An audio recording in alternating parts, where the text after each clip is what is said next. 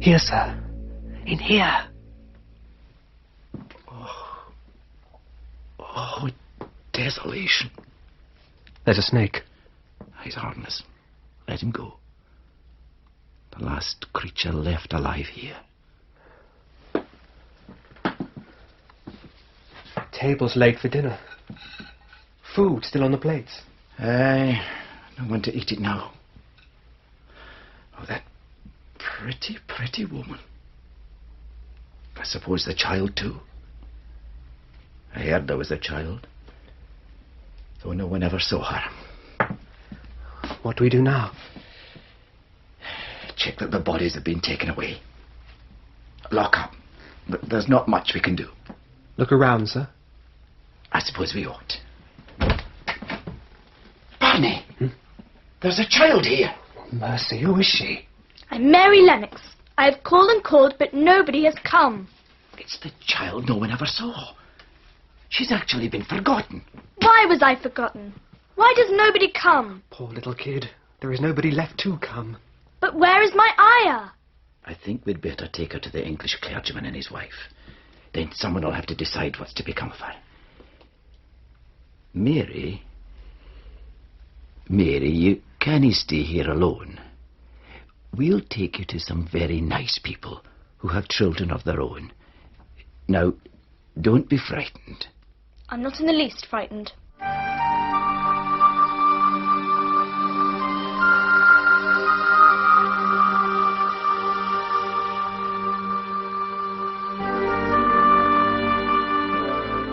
The Secret Garden by Frances Hodgson Burnett. Dramatized by Judy Allen.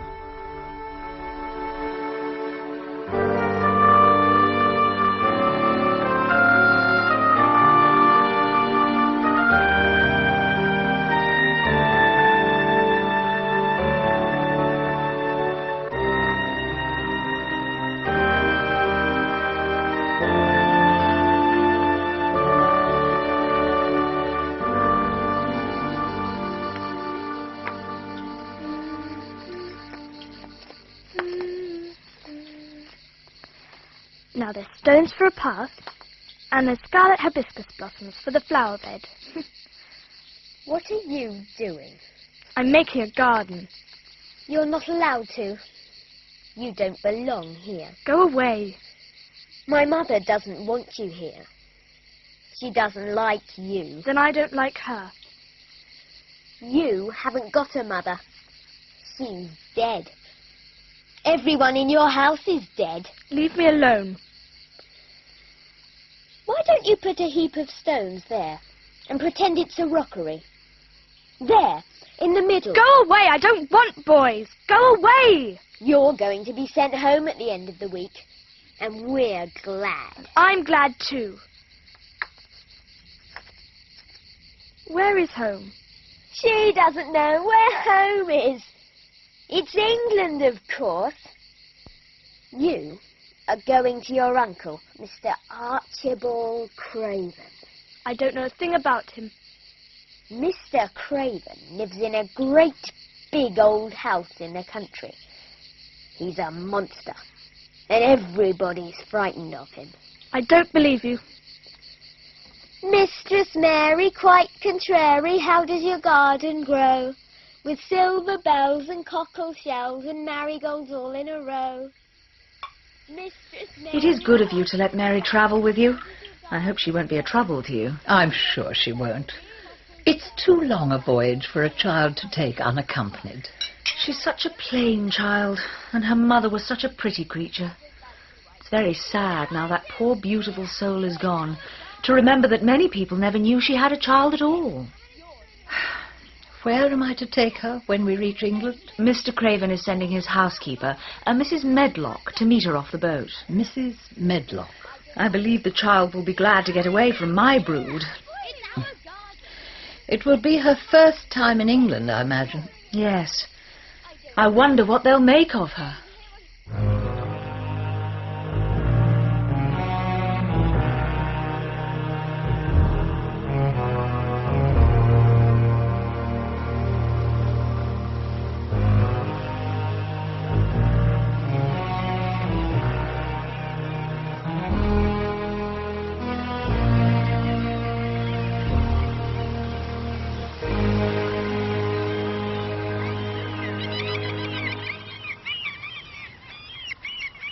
Well, Mrs. Medlock, I have brought you Mary Lennox.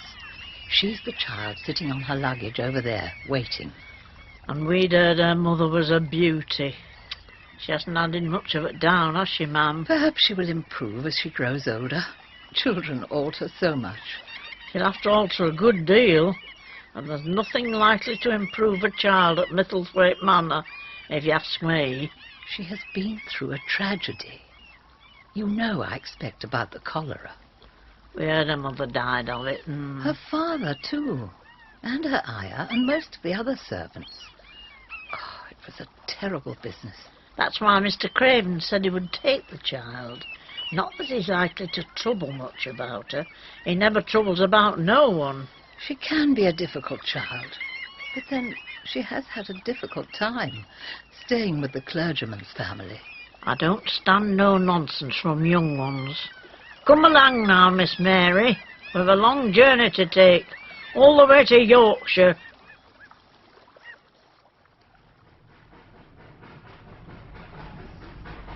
Have you never met your uncle? No. Never heard your father and mother talk about him? No. Well, he lives in Misselthwaite Manor on the edge of the moors in Yorkshire. And that's where you'll live from now on. Are you paying attention? Yes. The house is 600 years old. It's a grand big place in its gloomy way. I know nothing about such places. Hey, but you're like a little old woman. Don't you care? Doesn't matter whether I care or not. Oh, you're right enough, it doesn't. Needn't expect to see your uncle, because 10 to 1 you won't. Very well. Most of the time he's away, and when he's home he talks to nobody. He's got no pleasure from all his money and that big place. Till he married. Married? Have I an aunt there? She was your father's sister. A sweet, pretty thing she was. After the tragedy, he was near mad with grief. What tragedy? She died, that's what. Since that day he's had no interest in anything or anybody. So you needn't expect to have a fuss made of you. No, I won't.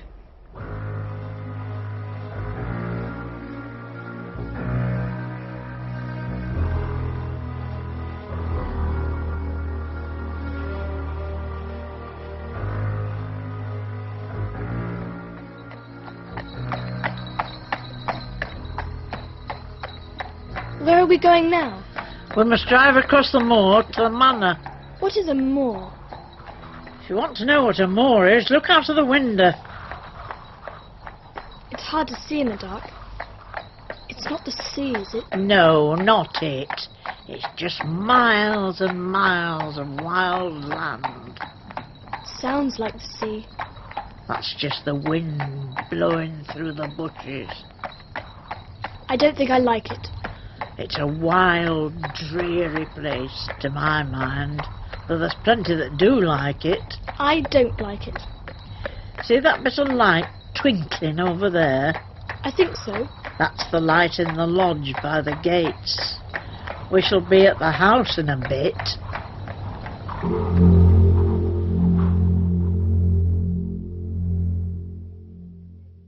Good evening, Mr. Pitcher.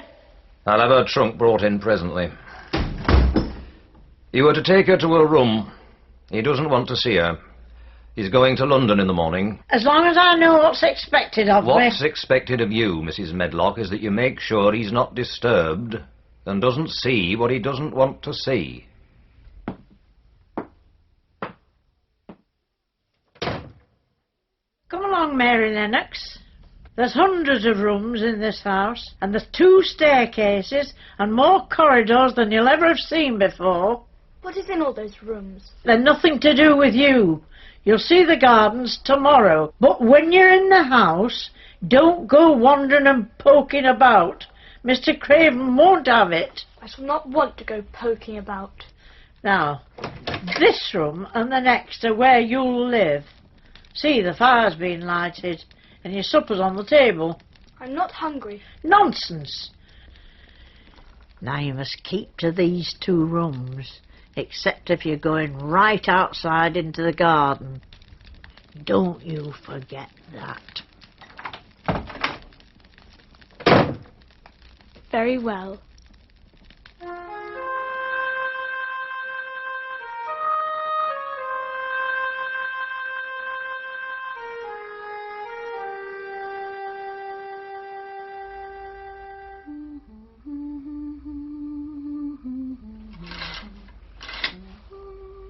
Who are you? I'm Martha. Did I wake you? What's all that? That there, out the window? Yes. That's the moor. Does I like it? No, I hate it. That's because there's not used to it. I think it's too big and bare now, but I will like it. Do you? Aye, that I do. In spring and summer, when gorse and broom and heather's in flower, it smells of honey, and there's such a lot of fresh air. I wouldn't live away from the moor for anything. You're a strange sort of servant. I know that. If there was a grand missus at this house, I shouldn't have been even one of the under housemaids. I'm too common and I talk too much Yorkshire. There's our washing water and towel. Are you going to be my servant? I'm to do the housemaid's work up here and wait on you a bit, but you won't need much waiting on. Who's going to dress me? Can I dress the then? What do you mean? I don't understand your language. Oh, I forgot. Mrs. Medlock told me I'd have to be careful. You wouldn't know what I was saying. I mean, can't you put on your own clothes? No, I never did in my life. My ayah dressed me, of course. Well, it's time I should learn. My mother always said she couldn't see why grandpeople's children didn't turn out fair fools, what with nurses and being washed and dressed and took out to walk as if they were puppies. It was different in India. Hey, I can see it were different. I dare say it's because there's such a lot of blacks there. When I heard you was coming from India, I thought you was a black too. What? You thought I was a native? You daughter of a pig? Hey! Who are you calling names? That's not a way for a young lady to talk. You dared to think I was a native. They're not people, they're just servants who must salaam to you. Our blacks, a man and a brother, and I was fair pleased to think I was going to see one close. There you are, no more black than me, for all you're so yellow. You know nothing about India. You know nothing about anything. Hey, you mustn't cry like that. I didn't mean to make you vexed. I don't know anything about anything, just like you said. I beg your pardon, miss. But do stop crying. It's time for the breakfast. I'll help thee with the clothes if I like. Good. All my sisters and brothers look after themselves. It's only the baby as gets his clothes put on for him. I have no brothers or sisters. Hey, you should see us all. There's 12 of us, and me father only gets 16 shilling a week. I can tell you, Mother's put to it to get porridge for 'em all. Mother says she thinks they eat the grass, same as the wild ponies do. Our Dickon, he's 12 years old, and he's got a young pony he calls his own. Where did he get it? He found it out on the moor with its mother when it was a little one. And he began to make friends with it, and it got to like him, so it follows him about, and it lets him get on his back. Now then, the breakfast's on the table in next room. I don't want that. That doesn't want that porridge? No. Put a bit of treacle on it or a bit of sugar. I don't want it. If our children was at this table, they'd clean it bare in 5 minutes. They scarce ever had their stomachs full in their lives. They're as hungry as young hawks and foxes. I don't know what it is to be hungry. Well, it would do thee good to try it. I've no patience with folks as sits and just stares at good bread and meat. Don't I just wish Dickon and the rest of them could have what's here? Why don't you take it to them? It's not mine. And this isn't my day out. I get my day out once a month, same as the rest. Then I go home and clean up for Mother and give her a day's rest. Hey, thou must miss thy mother. I used to see her sometimes. She was very pretty. She wore lovely clothes. full of lace. Can I not eat anything? I'll drink some tea, and I might have a little toast. Then you wrap up warm and run out and play. It'll do you good and give you some stomach for your meat. Out? You mean out on the moor? No, in the grounds. You'll not have seen much arriving in the dark like you did, but there's parkland all round this house, and a wood, and gardens aplenty. But why should I go out on a day like this? Well, if it doesn't go out, they'll have to stay in. And what has that got to do inside? All right. I will go out. Who will go with me? You'll go by yourself. You'll have to learn to play like other children does when they haven't got sisters and brothers. Our Dickon goes off on the moor by himself and plays for hours. He's got sheep on the moor that know him, and birds as comes and eats out of his hand. However little there is to eat, he always saves a bit of his bread to coax his pets. I suppose I can go and look at the birds. They'll be different from the birds in India. There we are. Space enough here. Where am I to go? If I goes round that way, I'll come to the gardens. There's lots of flowers in summertime, but there's nothing blooming now. Very well. Oh, and one of the gardens is locked up. They'll not be able to go in there. Why? Mr. Craven had it shut when his wife died so sudden. It was her garden. Now he won't let no one go inside. How can a garden be shut up? Some of the gardens has walls round them with doors. Mr. Craven locked the door to that one. He dug a hole and buried the key. They say even he has forgotten where he hid it. There's Mrs. Medlock's bell ringing for me. I must run. Off you go.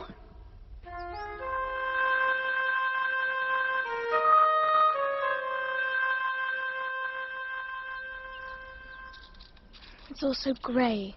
Not like India. No bright blooms. I believe that is a fountain in that pool. There's no water coming out of it. It's all so bare and ugly. Now here is a wall. Is this the closed garden? No, the gate is open. Hey, who are you? What is this place? One at Kitchen Gardens. And what's that, through that other green door? That's another of them. And there's an orchard t'other side of that, Can I go in them? if thou likes. But there's naught to see.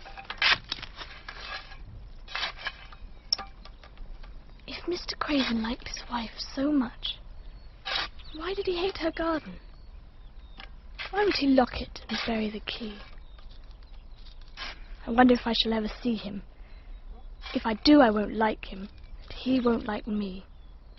People never like me, and I never like people. This is the orchard. There are lots of gardens here, and a lot of walls. But there's no green door in this wall down here. This must be the end of it all. No, it's not the end. I can see trees above the wall. Oh, and now I see you, Bert. You're up there at the top of the tree. Gone. I believe that tree was in the closed garden, and the bird was in there too. I feel sure it was. There is a wall around the place, and there is no door.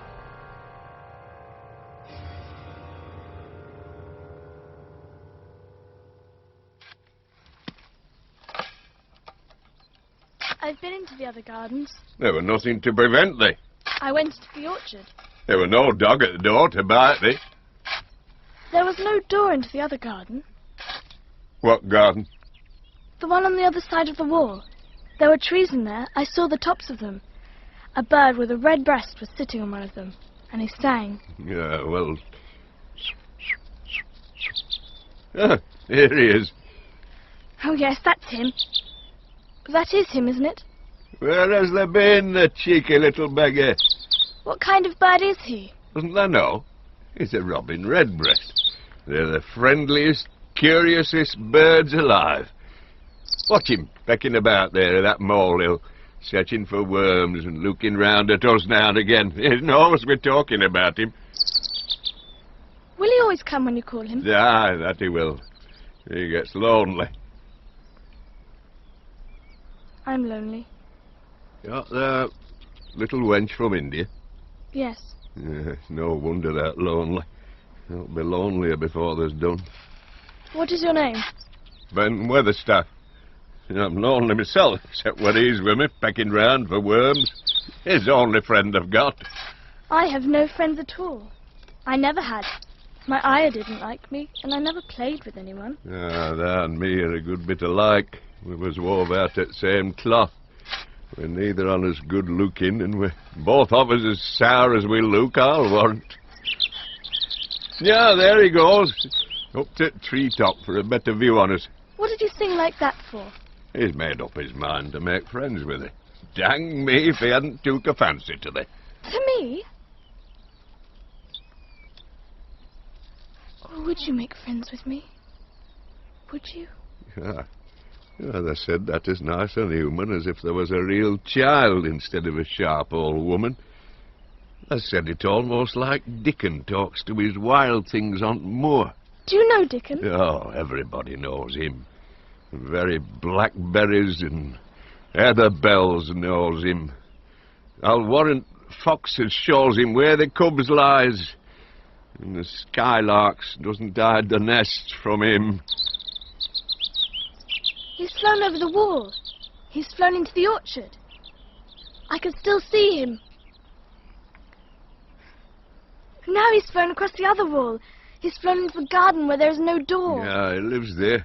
He came out to egg there. If he's caught in, he's making up to some madam of a robin that lives among the old rose trees there. Rose trees? Are there rose trees?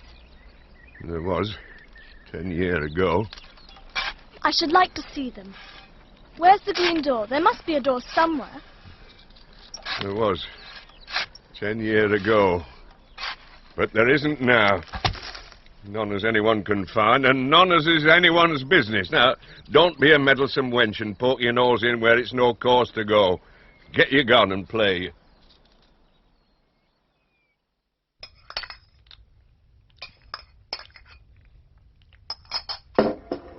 I got on well enough with that porridge this morning, didn't I? Tastes nice today. It's the same you've had every day this past week or more. It's the air blowing off the moor that's given thee stomach for the victuals. I hate the wind. It blows in the garden every day. I have to run to keep warm. That's what's bringing colour to the face and making thee hungry. You go on playing out of doors every day and you'll get some flesh on your bones. You won't be so yellow. I don't play. I have nothing to play with. Nothing to play with. Our children plays with sticks and stones. They just runs about and shouts and looks at things. I don't shout, but I don't mind looking at things. Get thee out then. I'd prefer to stay in. I like to hear you talk about your mother and Dickon. I've talked to thee enough today. I've work to do. The first day in the garden, I met Ben Weatherstaff, but he's too busy to talk to me now. Usually he just walks away. Leave him be. He has enough to do. Go and run about by thyself.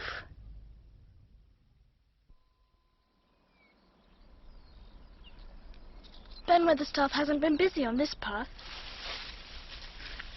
He's left all these leaves growing right down the wall. Why doesn't he cut them neatly, like he has everywhere else? Oh, is it you, Robin? Where are you? Yes, it is you. I like you. I like you. Oh, where are you going? That's your favourite treetop. I've seen you sitting up there before. The first time I saw you in that tree, I was in the orchard. But now I'm on the other side of the orchard. And here's a wall. And inside the wall is that same tree. I'm going to run round the other side and make sure. Oh, Robin, do stay there, so that I know if it's the same tree. It's in that garden. I'm sure it is. Down here, through the door. Yes, here's the orchard. Now the tree is on the other side of the orchard wall. It's in the garden no one can go into. It's in the garden without a door. I wish I could see what it was like. Ben Weatherstaff said there was no door, and there is no door. But there must have been one 10 years ago, because Mr. Craven buried the key. It's very strange.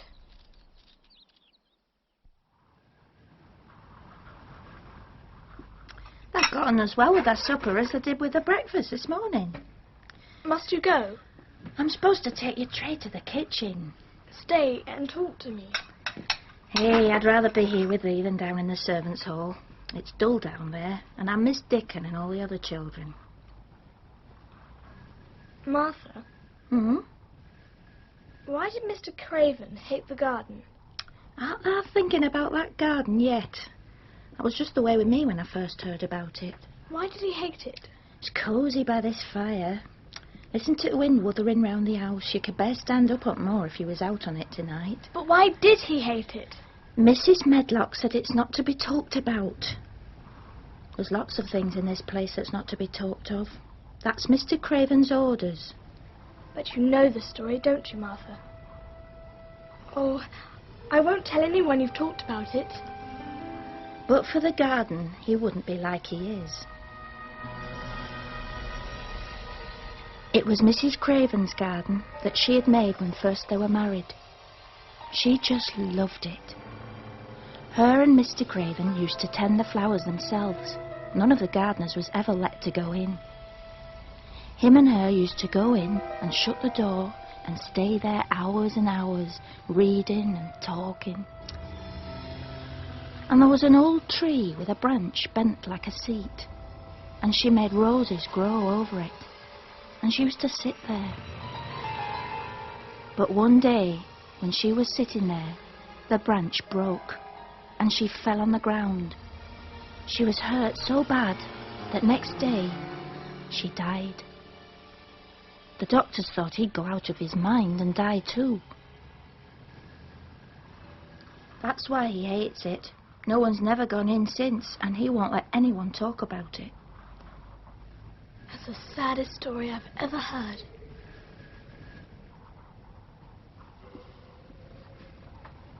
Martha, do you hear someone crying? No, it's the wind. Sometimes it sounds as if someone was lost on the moor and wailing. But listen, it's in the house, down one of those long corridors. Wind's got all sorts of sounds. Oh, what was that? The draft gets in the passages. It blew the door open, that's all. There, I told you so. It was the wind. No, it was someone crying, and it wasn't a grown-up person. Then it was little Betty Butterworth, the scullery maid. She's got a toothache. I must go downstairs. Mrs. Medlock will be wondering what's become of me. I know it is someone crying. I know it.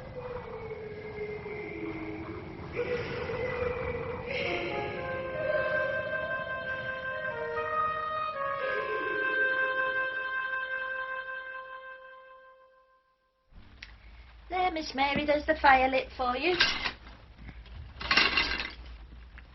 I can't see the moor. It's all hidden by grey mist. There'll be no going out today. I haven't heard that crying again. I never did hear crying. I told thee it was the wind. You said it might be the scullery maid with toothache. Don't trouble thyself about it. Martha, what do you do in your cottage when it rains like this? Hey, the cottage does seem small then. It's as well Mother's a good-tempered woman. Your mother sounds very nice. Our Dickon, he doesn't mind the wet. He sees things on rainy days as doesn't show when it's fair weather. He once found a fox cub half drowned in its hole. He brought it home in his shirt to keep it warm. It's with him still. Does it sit by your fire? Sometimes. He found a half-drowned young crow another time, and he brought it home too and tamed it. It's named Soot because it's so black. If I had a crow or a fox cub, I could play with it. But I have nothing. Can they knit? No. Can they sew? No. Can they read? Yes. Well then, why doesn't they read something? I haven't any books. They were left in India. If only Mrs. Medlock had let me into the library. There's thousands of books there. Where are you going? I have to do the rest of my work now. Don't fret. It'll not rain forever.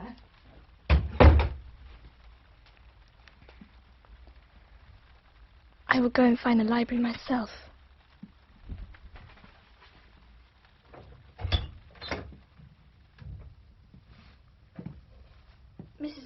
But there were 100 rooms with closed doors. Can there be 100 really? Even if I can't find the library, I can see how many doors I can count. I may get lost. I don't mind. How many doors so far? I forgot to count.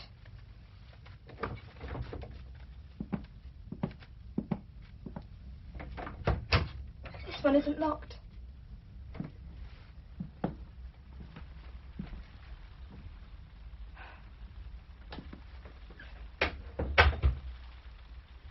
Just a room with pictures. Oh, and little ivory elephants. Perhaps they came from India. It must have been a lady's sitting room. Oh, it is all so quiet and so dusty. What was that? Something in the cushion. Oh, mouse, you've made a nest. And you have babies. Don't worry, your secret place is safe. I'll go away.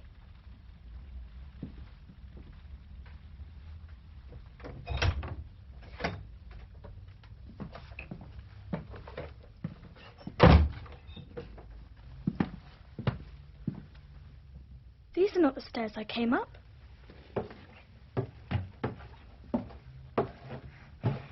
I think I may be lost. I don't think I've been in this corridor before. How still everything is.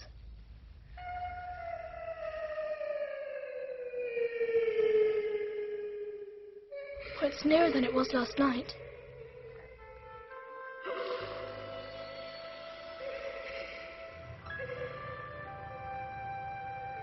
And it is someone crying. What you doing here? What did I tell you about not poking about? I turned round the wrong corner. I didn't know which way to go, and I heard someone crying. You didn't hear anything of the sort. The master'd better get you a governess. I've got enough to do. Now you stay where you're told to stay, or you'll find yourself locked up. There was someone crying. There was. And I will find out.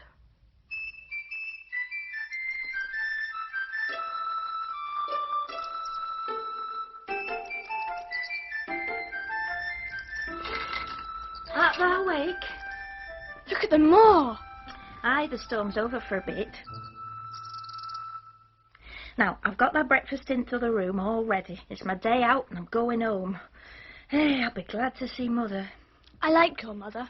I should think I did. Now, here's that water to wash in. I've never seen her, though. Well, she's that sensible and good-natured that no one could help liking her, whether they'd seen her or not. I like Dickon, and I've never seen him. I've told thee the very birds like him. I wonder what Dickon would think of thee. He wouldn't like me. Nobody does. How does thou like thyself? Not at all, really. But I've never thought of that. Mother said that to me once when I was in a bad temper. It made me laugh and it brought me to my senses. I'll be lonely when you've gone. Now then. If I can get herself dressed and out the door, I suppose. There's not the baby there was when they arrived. I'm away now.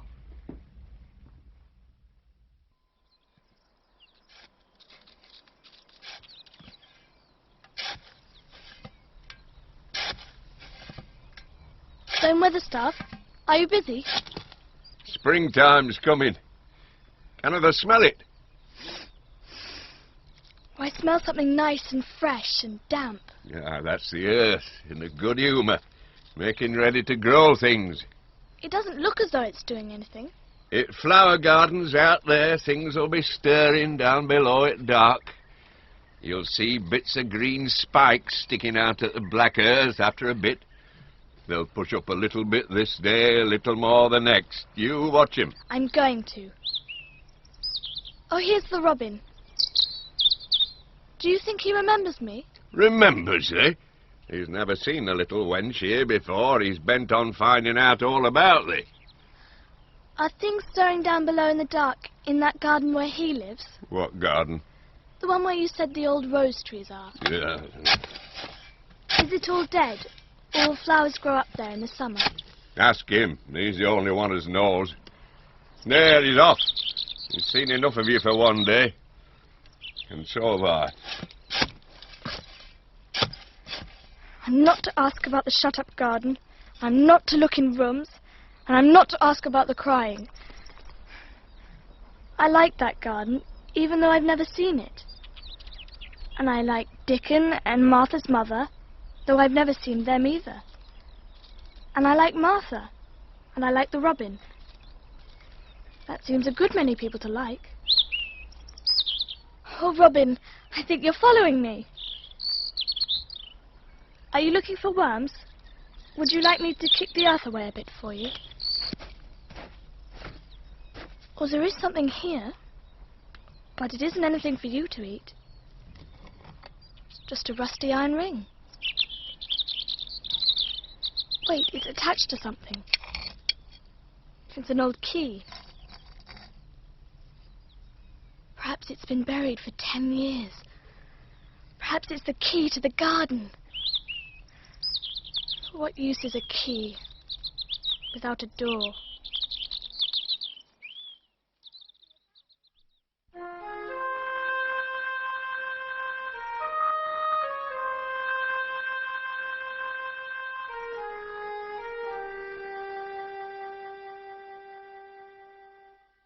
Martha, you're back.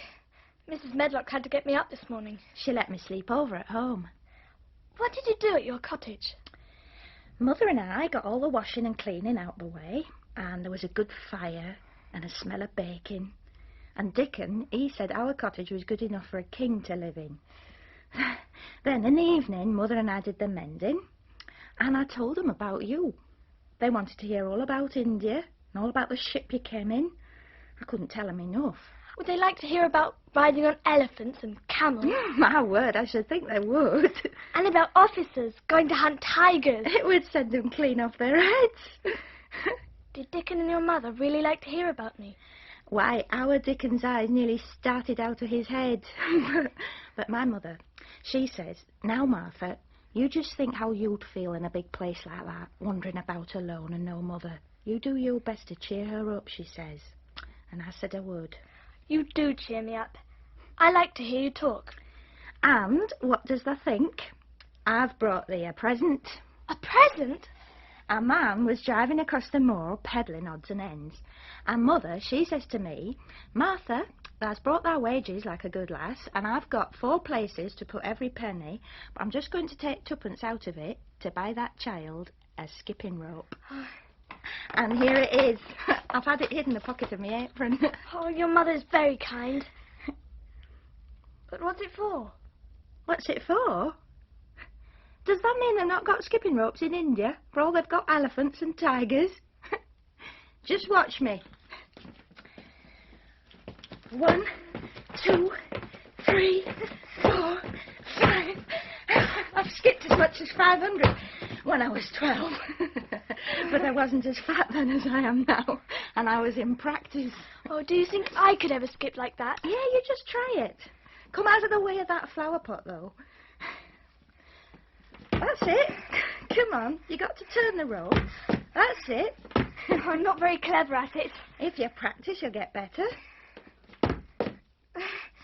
Oh, I do like it. Put on that things and run and skip out of doors. That's what Mother said for you to do. Oh, Martha, they were your wages. It was your 2pence, really. Thank you. Oh, does I want to shake me hand? There, then. Thou art a queer old womanish thing. If that'd been our Elizabeth Ellen, that'd have given me a kiss. Do you want me to give you a kiss? Nay, not me. If that was different, perhaps I'd want to myself, but that isn't. Run outside and play with the rope.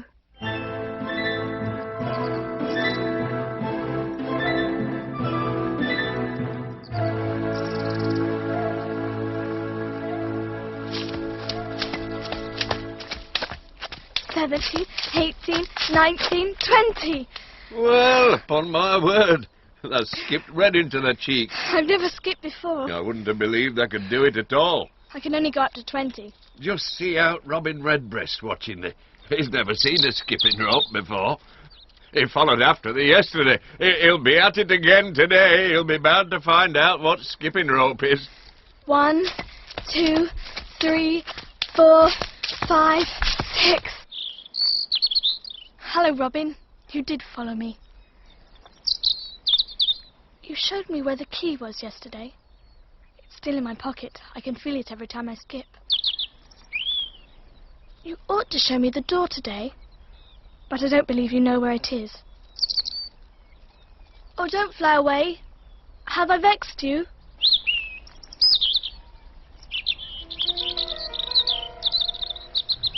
I see. This is the wall with no door in it. This is the wall of the closed garden. All this green stuff. It isn't growing on the wall at all. It's hanging down in front of it like a curtain. There's something under here. It's a doorknob. And there's a door under here with a keyhole in it. Oh, I think the key fits. But I can't turn it. It's too stiff. Perhaps it isn't the right key. Yes, it does turn.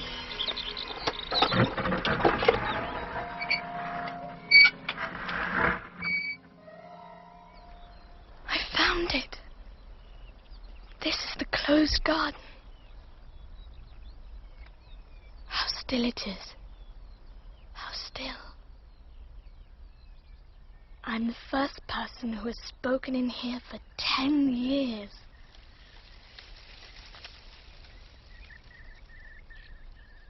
How can it be so beautiful when everything in it has died? All the brown dead roses. They climbed everywhere before they died. They tangled into arches. Thank you for bringing me here. This is the most mysterious place I ever saw. Is it all quite dead? I wish it wasn't. No. Here are some of those little green points like the ones Ben showed me. Yes, they are growing things. They can't breathe with all this dead grass over them. There. Oh, if only the roses weren't all dead. There would be thousands of them, all over the walls and on the bushes and trailing from the trees. I'm going to go all over the garden and clear as much as I can of those things that are alive.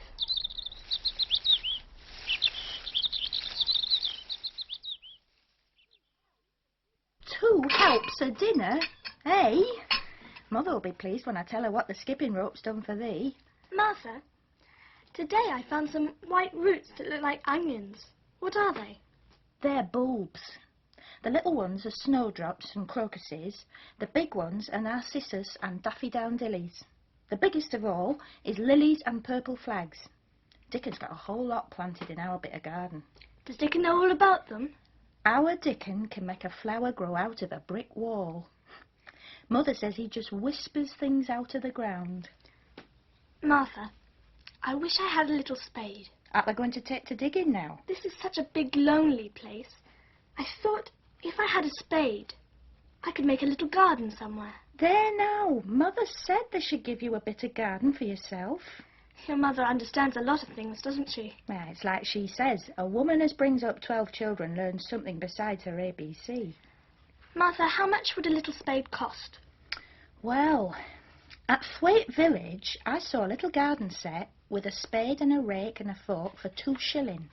I've got more than that in my purse. Mrs. Medlock gave me some money from Mr. Craven. 1 shilling every Saturday. That's riches! The rent on our cottage is only 1 3d, and it's like pulling eye teeth to get it. Now, I've just thought of something. What? Does thou know how to print letters? I know how to write. No, our Dickon can only read printing. If Dad could print, we could write a letter to him and ask him to go and buy garden tools, and he could buy some packs of flower seeds at the same time. Oh, Martha, you are nice. We can put the money in the envelope, and I'll get the butcher's boy to take it in his cart. He's a great friend of Dickens. But how shall I get the things when Dickens bought them? He'll bring them to you himself. I never thought I should see Dickens. Does thou want to see him? Yes, I do. I never saw a boy foxes and crows loved. Martha? Yes? Has the scullery maid got toothache again today? What makes thee ask that? Because I just remembered that when I was waiting for you to bring my dinner, I heard that far-off crying again. Just like the other night. Hey, thou mustn't go walking about in corridors and listening. Mr. Craven would be that there angry. He's never here. He is the master and he gives his orders. Anyway, I heard it. That's 3 times now. That was Mrs. Medlock's bell. I have to run.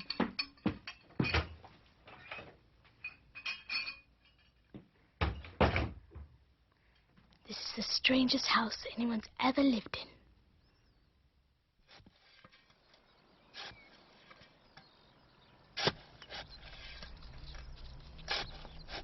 Ben Weatherstaff? Eh? That like the robin. I never knows when I shall see thee or which side they'll come from. He's friends with me now. Are you friends with me, Ben Weatherstaff? How long has they been here? I think it's been about a month. That's beginning to do Misselthwaite credit. There's a bit fatter than there was, and there's not quite so yellow. They look like a young plucked crow when they first come into this garden. I know I'm fatter. My stockings are getting tighter. They used to make wrinkles. I want to ask you, if you wanted to make a flower garden, what would you plant? Bulbs and sweet-smelling things, but mostly roses. Do you like roses? Yes, I do. I learned that by a young lady I was gardener to. She had a lot in a place she was fond of, and she loved 'em like they were children.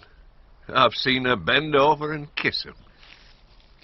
That were as much as 10 years ago. Where is she now? Heaven, according to what Parson says. What happened to the roses? They was left to themselves. When roses look brown and dry, how can you tell whether they are dead or alive? Wait till spring. Wait till sun shines on rain and rain falls on sunshine, and then they'll find out. Why does they care so much about roses and such all of a sudden? I want to play that I have a garden of my own. Well, there's not much else, it's true. Those roses, the ones that were left to themselves, do you ever go and see them? Now, look here, don't ask so many questions. That's the worst wench for asking questions I've ever come across. All right. Get thee round to the wood and see if there's any rabbits to watch. I've done talking for today.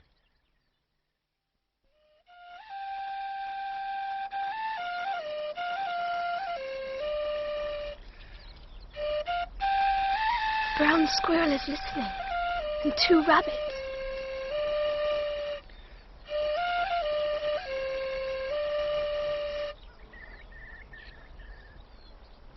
You were charming them, like the natives in India charm snakes. There. See? They've not gone far. They feel safe still.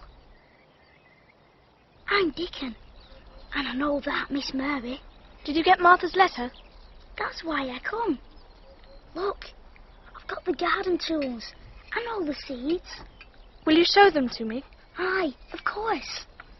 Let us sit down on this log and look at them. Here's a lot of mignonette and poppies. Mignonette's the sweetest thing as grows, and poppies will come up and bloom if you just whistle to 'em. Was that robin calling us? Is it really calling us? There he is, in the bush. Whose is he? He's Ben Weatherstaff's, but I think he knows me a little. Aye, he knows thee.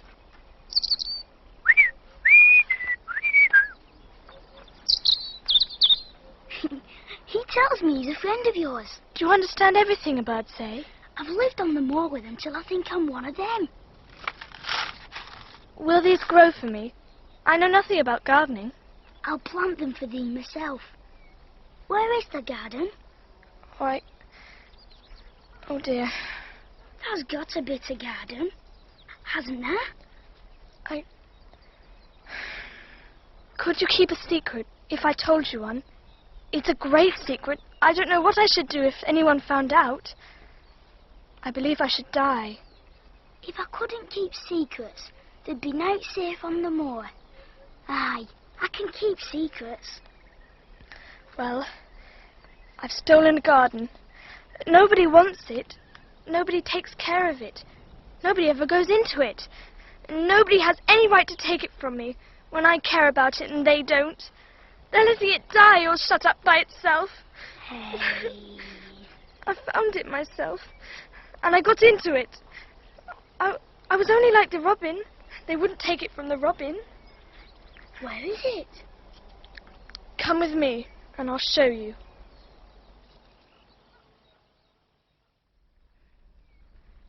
Here. Come in. We must close the door. It's a secret garden. I'm the only one in the world who wants it to be alive. It's a queer, pretty place. It's as if a body was in a dream. I never thought as I'd see this place. Did you know about it? Aye. Us used to wonder what it was like. Hey, the birds as'll be here come springtime. It'd be the safest nesting place in England. No one ever coming near, and tangles of trees and roses to build in. I thought all the roses were dead. Not all of them. Look here. There's lots of dead wood, but this here's a new bit. Are you sure? Aye. It's as wick as you and me. Mother told me what wick means. It means alive. I'm glad it's wick. Let's count how many wick ones there are. They've run wild, but the strongest ones have thrived on it.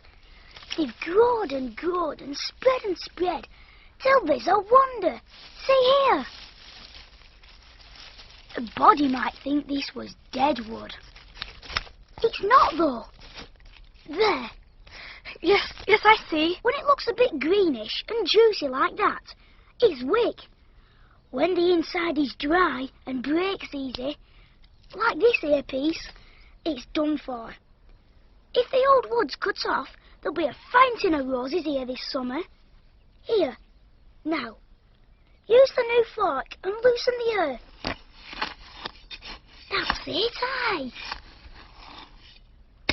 Who cleared the weeds from around the bulbs over there? I did. They were so small, and they looked as if they had no room to breathe. A gardener couldn't have told thee better. Hey, they will be a sight. I'll tell thee something. Someone, besides the robin, must have been here since it was shut up. But the door was locked and the key was buried. Maybe so. But there's been a bit of pruning done here later than 10 years ago. But how could it have been done? Aye, how could it? Will you come here and help me? I can dig and pull up weeds and do whatever you tell me. Oh, do come, Dickon. I'll come every day. If thou wants me, it'll be the best fun I've ever had in my life. If you will help me to make it come alive, I don't know what I'll do. I'll tell thee what they'll do. They'll get fat and strong, and they'll learn to talk to the robin. Dickon, you're as nice as Martha said you were. I like you, and you make the 5th person. Only 5 folks as the likes? Who is the other 4? Your mother, and Martha, and the robin, and Ben Weatherstaff. Do you like me? I likes thee wonderful, and so does the robin. That's 2 then. That's 2 for me. 12 o'clock. I shall have to go for my dinner. Will you come back tomorrow? Aye. Run and get the victuals. Whatever happens, you would never tell. If thou was a missel thrush and showed me where the nest was, dost thou think I'd tell anyone? That's as safe as a missel thrush.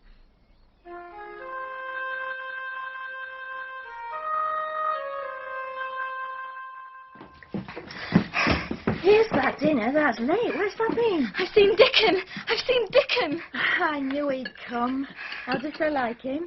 Oh, I think he's beautiful. He's the best lad as ever was born, but I never thought he was handsome. His nose turns up too much. Oh, I like it to turn up.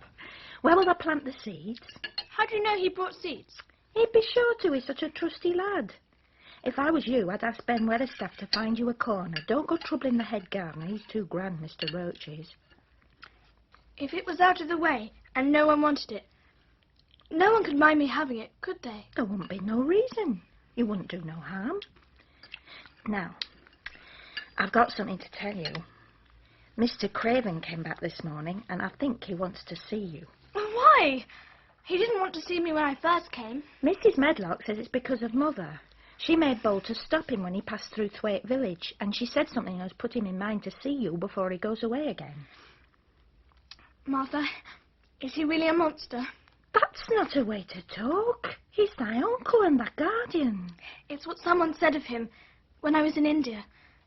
I didn't believe it, but I've been thinking perhaps it's true. Now then. Perhaps that's why he doesn't like people to see him. He's a busy man and he's away travelling a lot. He doesn't have time to see people. When I finish my dinner, I'm going out into the garden.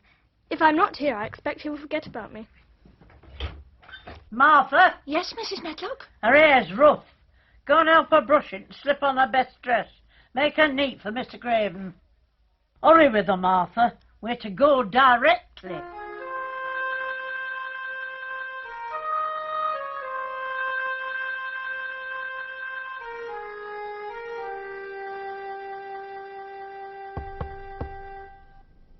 Come in. This is Miss Mary, sir. I will ring for you when I want you to take her away. Very good, sir. Come here, child. Are you well? Yes, You are very thin. I'm getting fatter. I intended to send you a governess or a nurse, but I forgot. Please. Please. What do you want to say? Well, I'm too big for a nurse. And please don't make me have a governess yet. I sent for you today because Mrs. Sowerby said I ought to see you. Her daughter is one of the servants here, I believe. That's Martha. She's my servant, in a way. Mrs. Sowerby said she thought you needed fresh air and freedom and running about. She knows all about children. She has 12. She said she thought you had better get stronger before you had a governess. It makes me feel stronger when I play and the wind comes over the moor. Where do you play? I don't do any harm. Don't look so frightened. You may do what you like. May I? Of course. I cannot give you the time or attention a guardian should. I am too ill, too wretched. But I wish you to be happy, comfortable. Is there anything you want? No, thank you. There is something, isn't there? What is it? Toys? Books? Dolls? Might I have a bit of earth? Earth? What do you mean? To make a garden. A garden.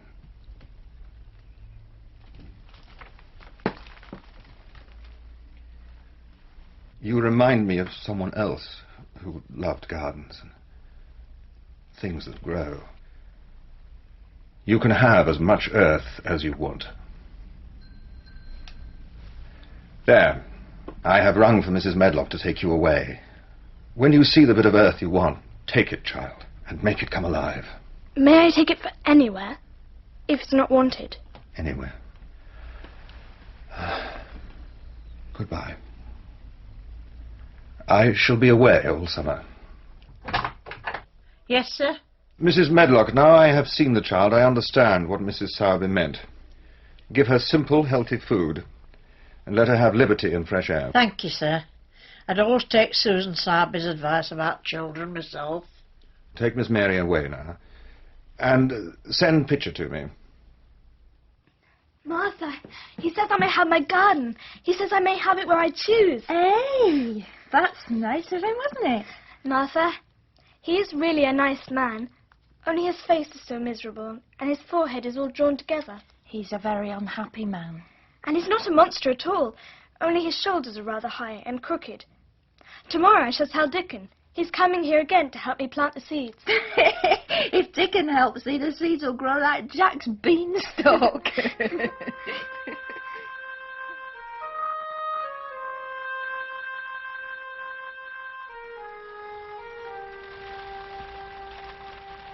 I can't sleep with all this noise.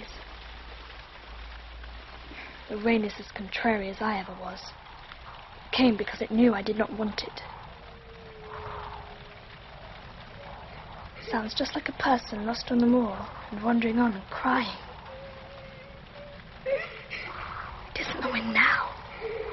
It's different. It's that crying I heard before.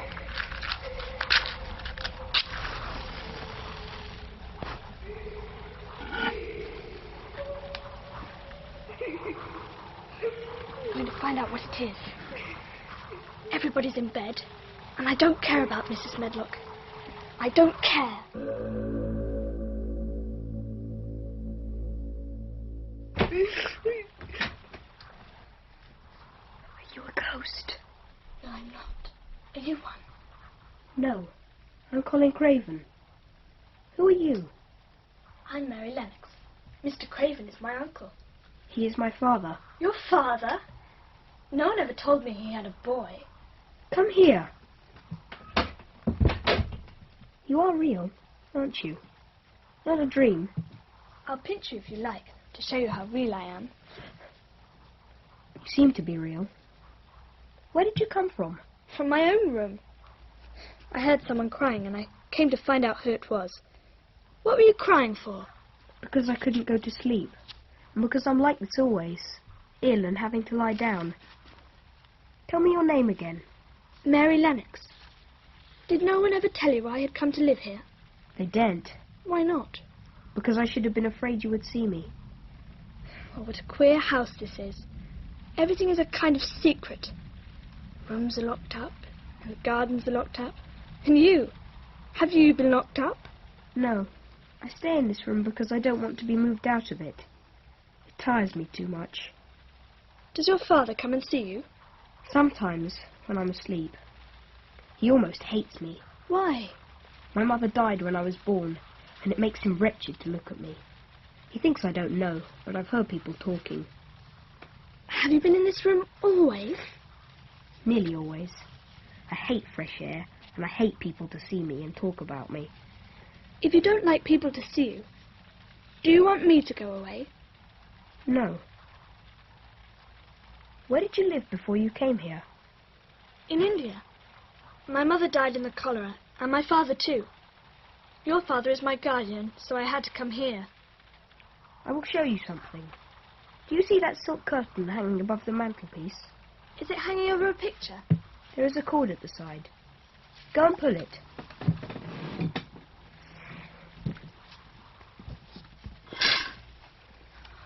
Oh, what a beautiful girl. She has such a laughing face. She is my mother. I don't see why she died. Sometimes I hate her for doing it. Draw the curtain again. Why do you want the curtain to hide her? She smiles too much when I am ill and miserable. Mrs. Medlock didn't mean me ever to find out about you. What would she do if she knew I was here? She must do as I tell her. Mrs. Medlock must? Everyone is obliged to please me. If I were to live, this place would belong to me. They all know that. Do you think you won't live? Ever since I remembered anything, I've heard people say that I shan't. And that even if I do, I shall have a crooked back. I shouldn't think Dr. Craven would be sorry if I died. Who is Dr. Craven? He is my father's cousin. He's younger than my father, and he will inherit Misselthwaite from him if I don't live. Do you want to live? No. But I don't want to die. When I feel ill, I lie here and think about the lump growing on my back until I cry and cry. I've heard you crying 3 times. You have been shut up in this room for as long as the garden door has been locked. What garden door was locked? Just a garden Mr. Craven hates. What sort of garden? No one has been allowed to go into it for 10 years. There are other gardens. I go into them every day and watch the bulbs pushing up little green points. What are bulbs? They are daffodils and lilies and snowdrops. They are working under the earth now, growing upwards because spring is coming. What is spring like? It's the sun shining on the rain, and the rain falling on the sunshine. You don't see spring in rooms if you're ill. Talk about that locked garden. Don't you want to see it? Yes. I do too. I'm going to make them open the door. Oh, dear. I will make them take me there, and I will let you go too. Oh, don't. Everything will be spoiled. Why? You said you wanted to see it. I do. But if you make them open the door and take you in, it'll never be a secret again. A secret? What do you mean? You see, if the garden was a secret, and if we could get into it, we might be able to help things grow, and no one would know but us. Don't you see? Oh, don't you see how much nicer it would be if it was a secret? I never had a secret. I feel almost sure I can find out how to get in sometime. And then perhaps we might find some boy who would push your wheeled chair, and we could go alone, just us. I think I should not mind fresh air in a secret garden. So will you keep it a secret? Yes, I believe I will.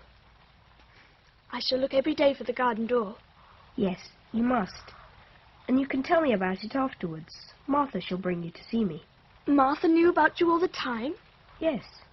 She often attends to me when my nurse is away. Your eyes look sleepy. Shall I go now? I wish I could sleep before you leave me. Shall I sing a lullaby as my ayah used to do in India? I should like that. Sweet daddy, sweet daddy. La la la la, sweet daddy. That is nice. La la la la. Sweet daddy.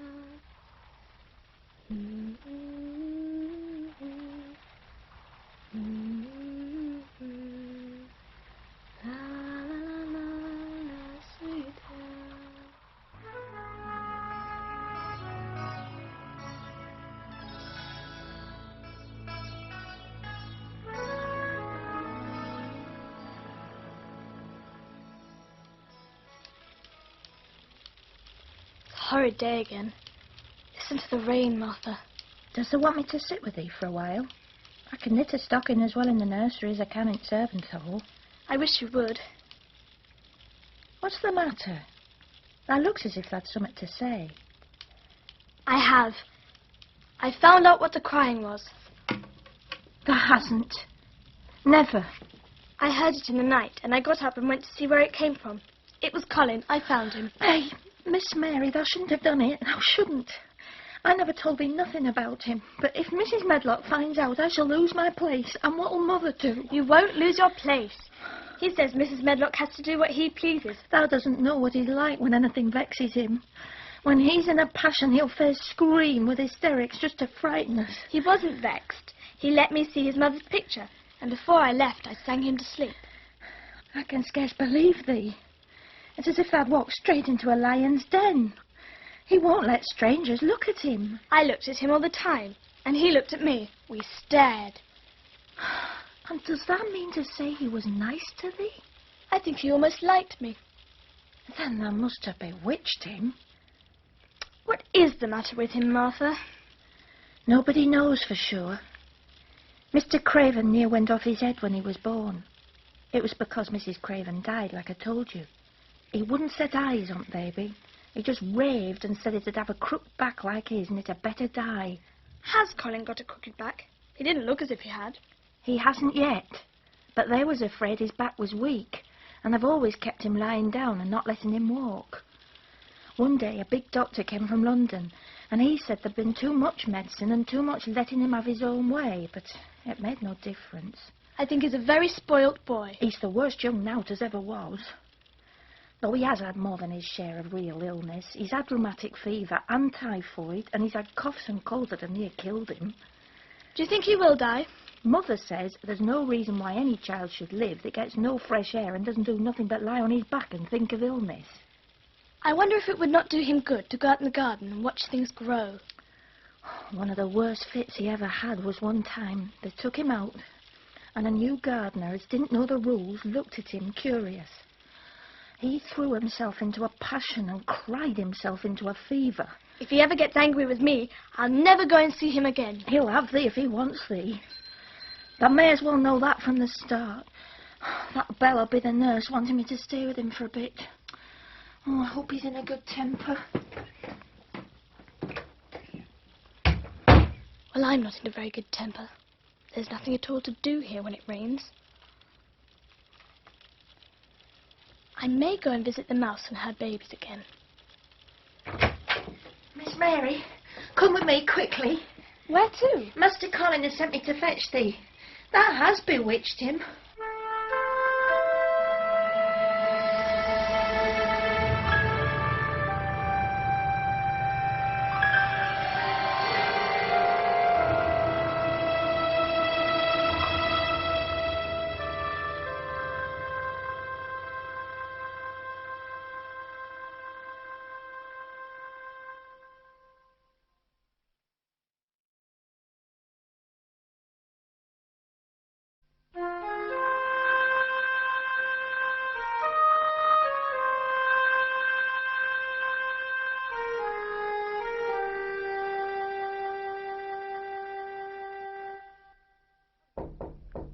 Come in.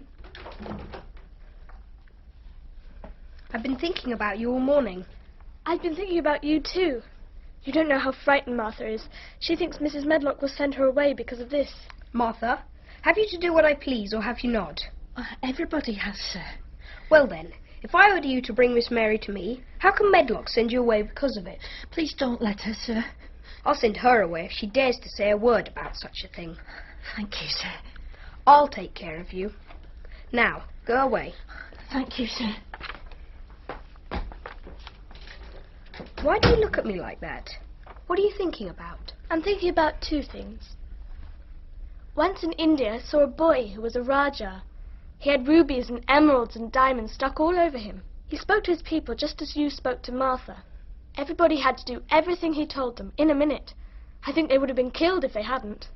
I shall make you tell me about Rajahs presently. But first, tell me what the second thing was. I was thinking how different you are from Dickon. Who is Dickon? What a strange name. He's Martha's brother. He's not like anyone else in the world. He can charm animals and birds, just as the natives in India charm snakes. He plays a very soft tune in his pipe, and they come and listen. There is a picture of a snake charmer in this book. Ah, there. Can he do that? Yes, but here it says the piping is magic. Dickon doesn't call it magic. He says it's because he lives on the moor and he loves it so much and knows their ways. I couldn't ever go on the moor. You might sometime. How could I? I'm going to die. How do you know?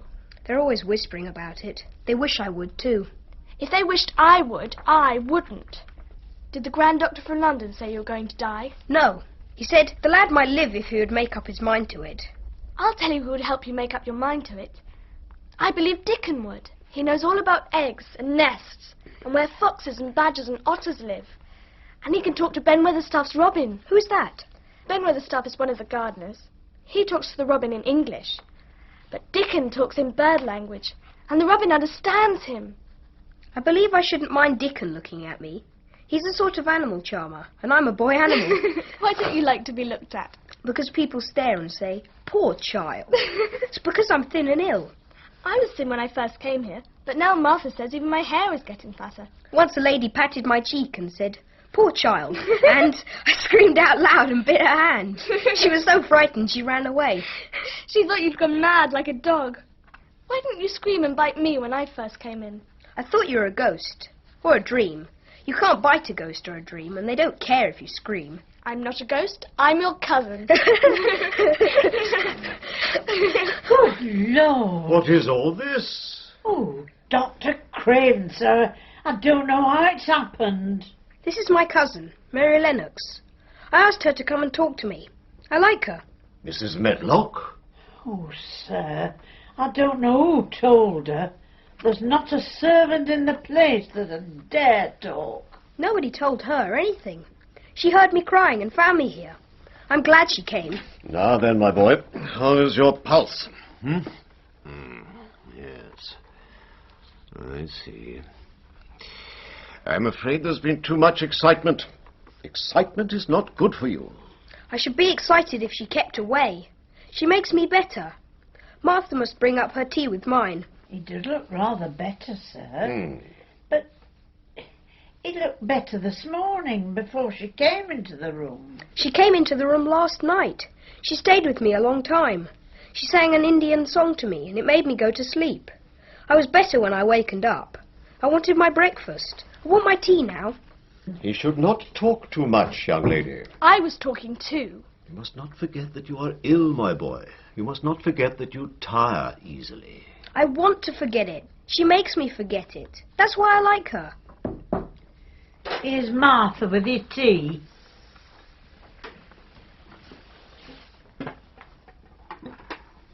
You may both go. I will come and see you again shortly, and I will hope to find your pulse a little steadier. Now, if you'll eat, I will. These muffins look nice and hot.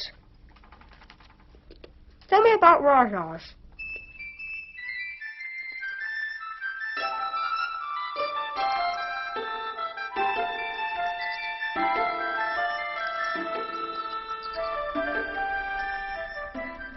It must be very early. No one is up. Not even the stable boys.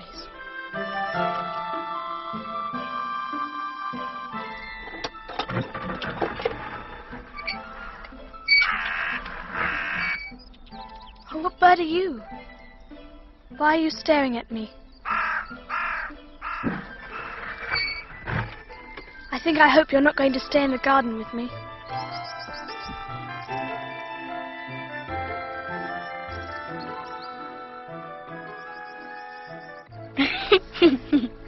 Oh, Dickon! How could you get here so early? The sun has only just got up. I was up long before him. The world's all fur and begun again this morning. Everything's nest building and breathing out scents. I couldn't have stayed away. Oh, Dickon, I'm so happy I can scarcely breathe. Oh, what is that bird? It was watching me when I came here. He's a crow. His name's Sut.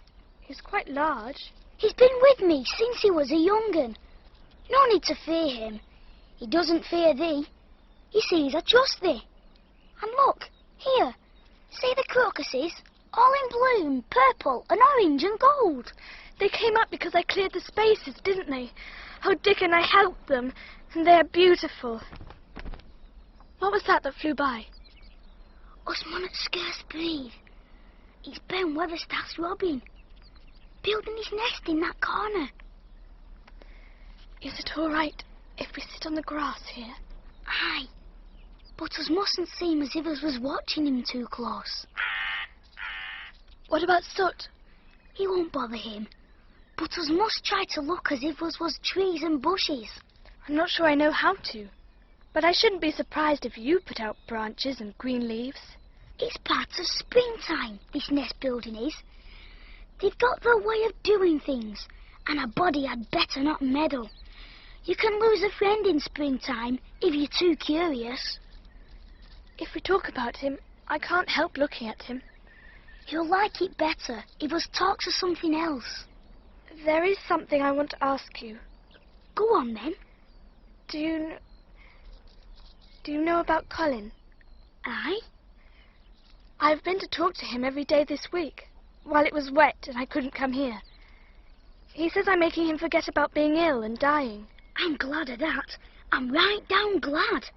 How did you know about him? Everybody knowed there was a little lad and that Mr. Craven didn't like him to be talked about. How did they find out about him? Martha was in a fine state the last time she came home. She said Dad heard him fretting and that they was asking questions and she didn't know what to say. Well, the wind woke me up one night, wuthering, and I heard him crying. I followed the sound until I found his room. His face is very white and his eyes are very big.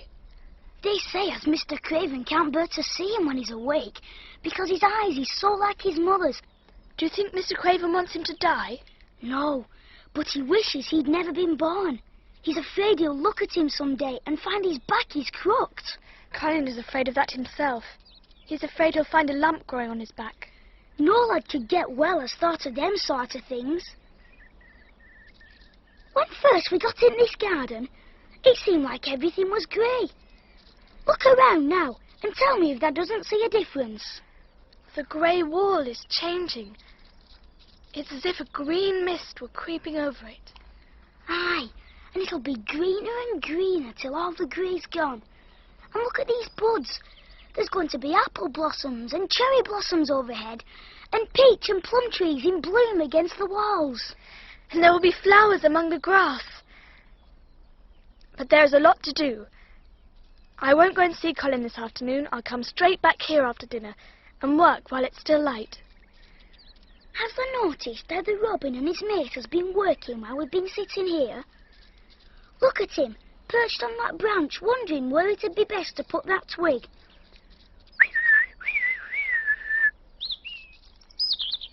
Wherever that puts it, it'll be all right. Oh, I do like to hear you talk to him. The nosers won't bother thee. Ozzy's nest building too, in a way.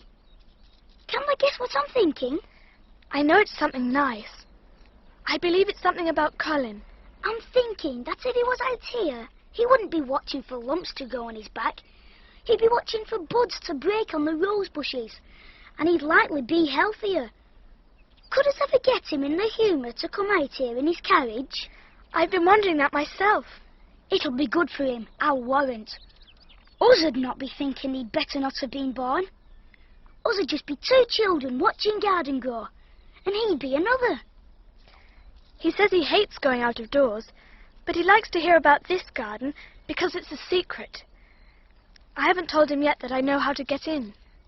Us'll get him out here sometime, for sure. Oh, I hope it's tea time. I'm so hungry. Martha, what's the matter? I've been waiting and waiting for thee to come in.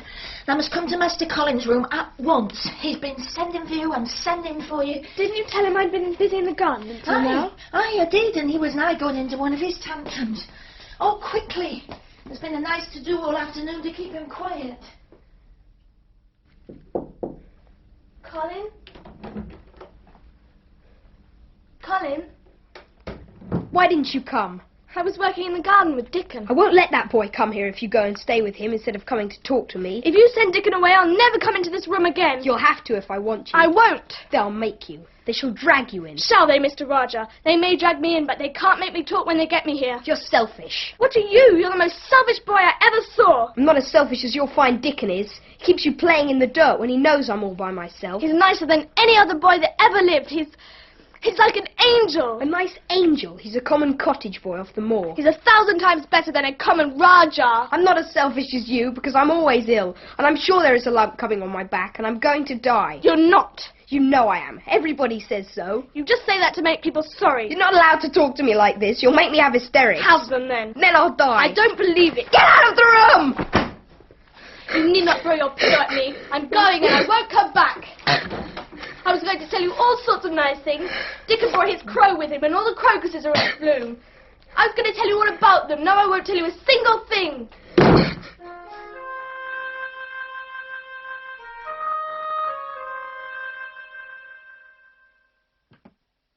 Did thou see him? Yes. See? Mr. Craven sent this for you. It looks as if it has picture books in it.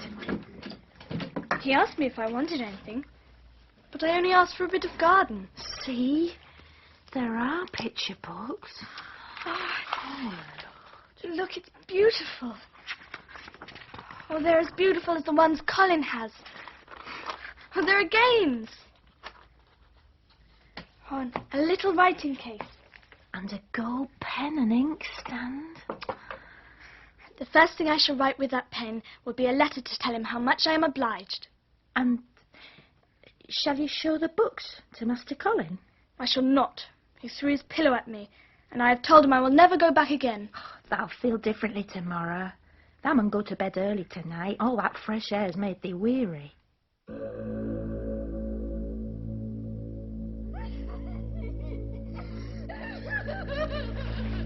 What's that horrible sound?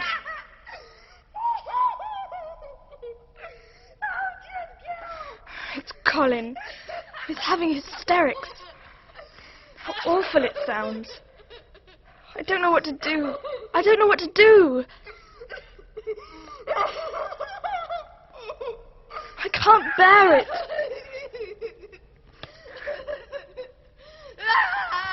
He ought to be stopped. Mrs. Medlock, somebody ought to stop him. Well, the nurse is with him, but she can't seem to calm him. He'll do himself harm. You come and try. He turned me out of his room this morning. That's right. You come and scold him. Give him something new to think about. Somebody ought to beat him. You stop! I hate you. Everybody hates you. I wish everybody would run out of this house and make you scream yourself to death. And you will scream yourself to death in a minute. And I wish you would. That's the way. Oh, dear. Master Colin, please. If you scream another scream, I'll scream too. And I can scream louder than you can. And I'll frighten you. I'll frighten you. I can't stop. I can't. You can. Half the ails you is your hysterics and your temper. Hysterics. I felt a lump. I felt it. I knew I should. My back will go crooked and then I shall die. You didn't feel a lump. There's nothing the matter with your horrid back. Nurse, come here and show me his back this minute. Perhaps he won't let me. Master Colin? All right. Show her. She'll see then.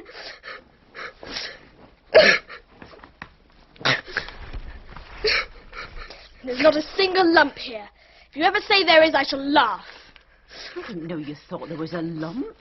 I could have told him there was no lump there. Could you? Yes, sir. There, you see? Master Colin, why didn't you ask the nurse? Do you think I could live to grow up? You probably will if you do what you're told to do and don't give way to your temper and get out in the fresh air.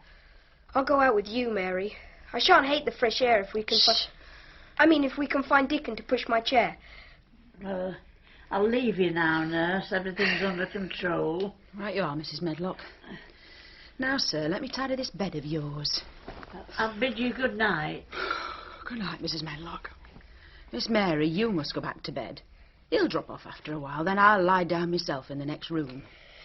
Would you like me to sing that song that I learnt from my ayah? Oh, yes. It is such a soft song. I shall go to sleep in a minute. I will get him to sleep. You can go if you like. Oh, well.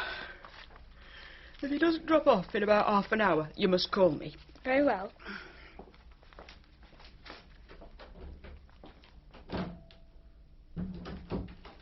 I almost said about the garden. I'm sorry, Mary. You said you had a lot of nice things to tell me. Will you tell me them now? I think I may have found out something about the way into it. If you will go to sleep, I will tell you tomorrow. Oh, Mary, if I could go into it, I think I should live to grow up. Instead of singing the ayah song, tell me what you think the garden is like inside. All right. I think it has been left alone so long that it has grown into all lovely tangles. I think the roses have climbed until they hang from the branches and walls and creep over the ground, almost like a strange grey mist. When the summer comes, there will be curtains and fountains of roses. I think the ground is full of daffodils and snowdrops, working their way out of the dark. And perhaps the robin has found a mate and is building a nest. There, now you are asleep.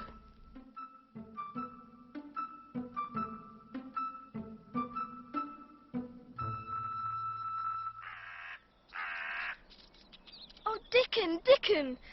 Oh, you've brought your crow. Hi, he came with us. Oh, you have a squirrel in each pocket. This one is nuts. Here, come up on my shoulder, lad. That's it. And this one is Shell. They're quite tame. Aye, they know me now. Dickon, I have to tell you, Colin had a screaming fit last night. It was terrible. That poor lad.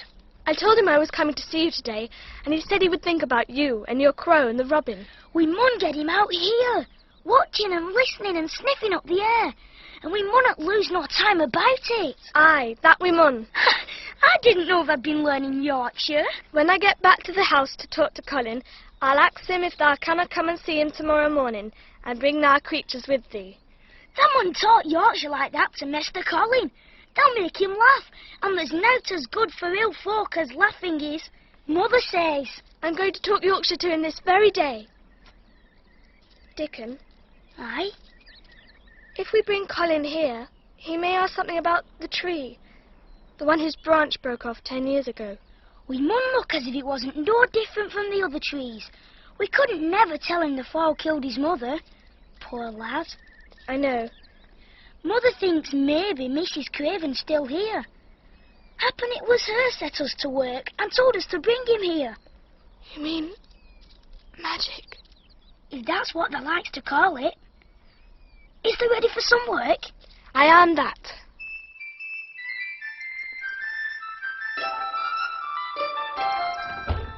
Hello. You smell like flowers and fresh things. It's the wind from the moor. It's the springtime and smells so greatly. What are you doing? I never heard you talk like that before. Doesn't thou understand a bit of Yorkshire when thou hears it? And thy Yorkshire lad thyself, born and bred. Eh, I wonder thou art not ashamed of thy face.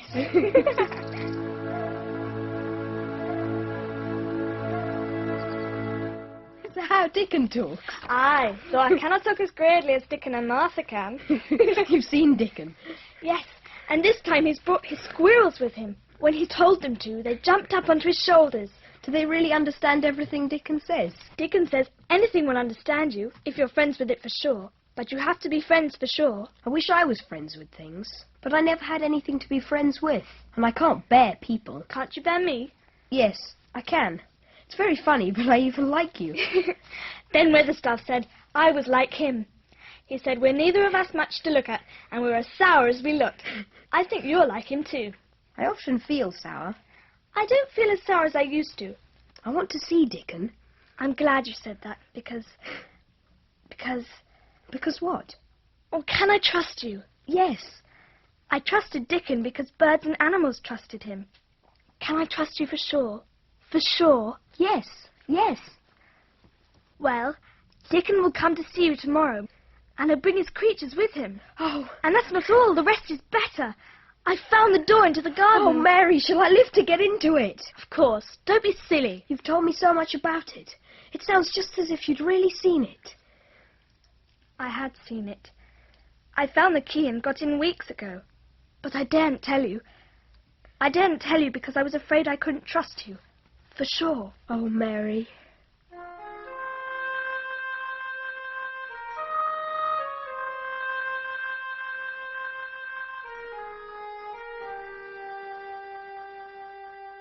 Mrs. Medlock, Dr. Craven's here to see Master Colin. Mrs. Medlock?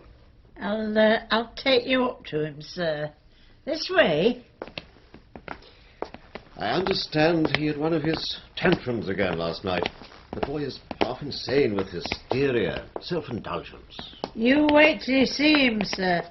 That plain-faced child has bewitched him. Hmm? Last night she flew at him like a little cat and ordered him to stop screaming. And he was so startled that he did. And this afternoon, well, it's past crediting.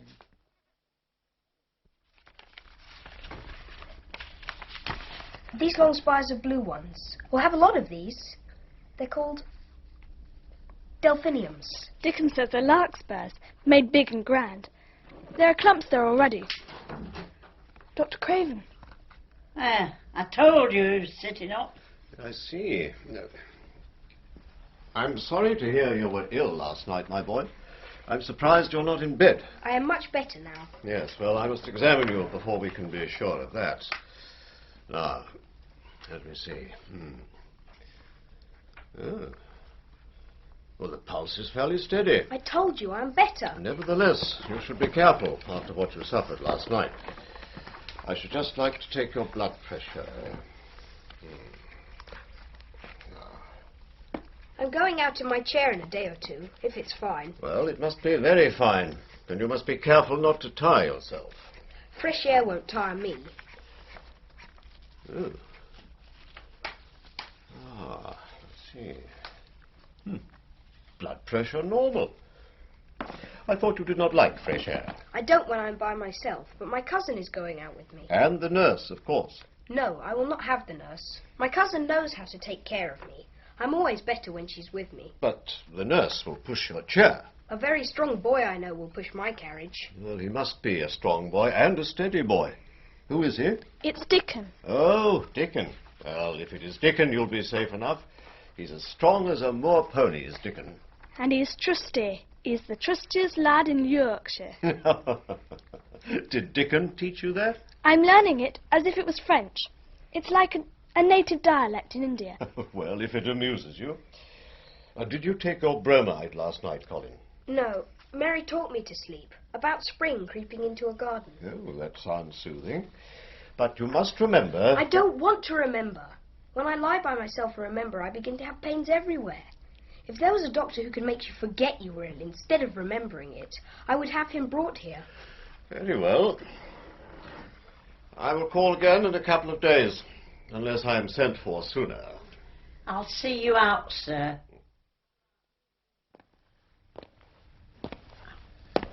Well, sir, could you have believed it? It certainly is a new state of affairs, and there's no denying it is better than the old one.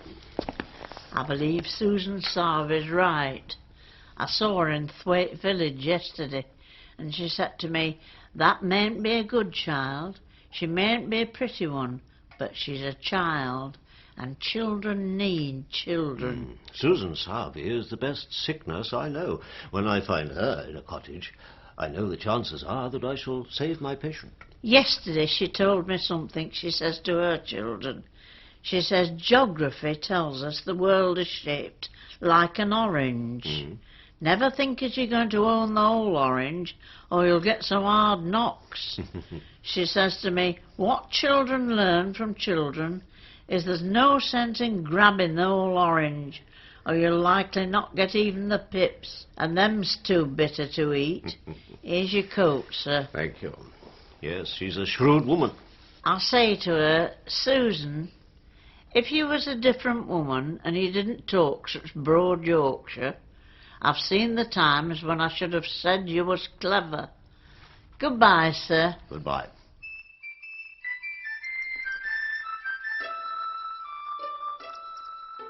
Now, where's thou off in such a hurry? I have to see Colin. He slept well last night and this morning, for a wonder. The nurse says he woke smiling.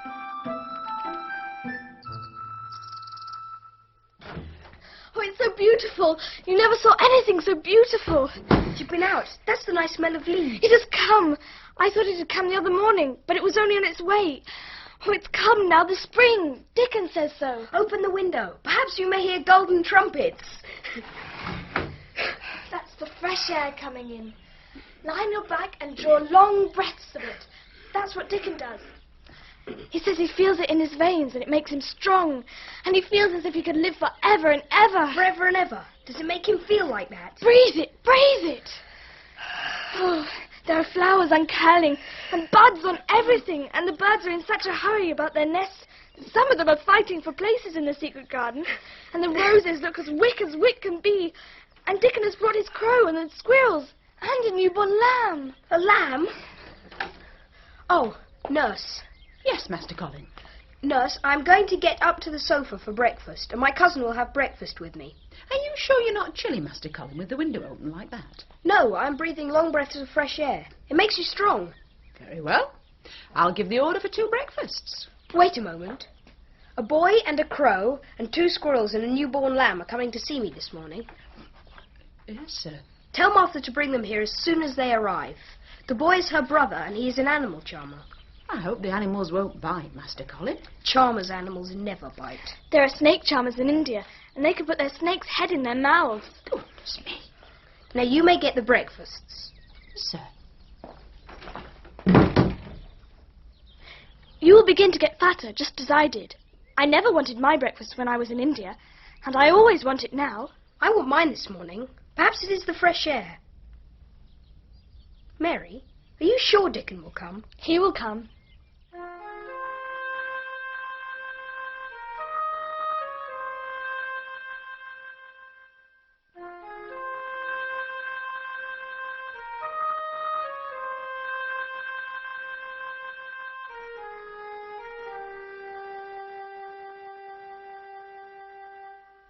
Listen, did you hear a caw? Oh, yes. That's Soot. Did you hear a tiny bleat? Yes? Dickon has brought the newborn lamb with him. If you please, sir. Oh, here's Dickon and his creatures. Oh, Colin, look at the lamb. Sit thee down, Master Colin, and I'll put him on the lap. Look. It's batting me with its head. What's it doing? It wants its mother. I brought it to thee a bit hungry, because I know thou'd like to see it feed. Here's its bottle. Take it from me. Come on, little one. This is what thou wants. There now. He likes it. Look, Soot wants to go out. I'll open the window. Aye, he's not used to the inside of rooms. Go on, Soot. There go the squirrels, too. Don't they like me? They're playing in the tree by window. They'll come in when they've done exploring. See? The lamb's taking milk from thee. Where did you get the lamb? I was watching a skylark on the moor, and I heard a new lamb bleating with hunger, and I knowed it wouldn't be hungry if it hadn't lost its mother. So I went off searching. Its coat is so soft. Hey, I did have a search for it, but at last I found it. Half dead with cold. It's warm now. Colin and I have been looking through this garden book, Dickon. See, these are some of the flowers we thought we'd plant in the secret garden. How do you say that their name? Aqua Legia. Us calls that columbine. There's some big clumps of columbine there already. They'll look like a bed of blue and white butterflies when they're out. I'm going to see them. I am going to see them. But we mun keep it a secret. I can push the chair, and us can go the long way round. And not go near the secret garden until we're sure no one is about. There will not be anyone about. I shall see to it. The lamb is going to sleep in my arms. Oh. Aye, that's fed him, and he trusts it. Soot wants us to go outside. We will. Very soon. I will send for the head gardener. Roach, I think his name is.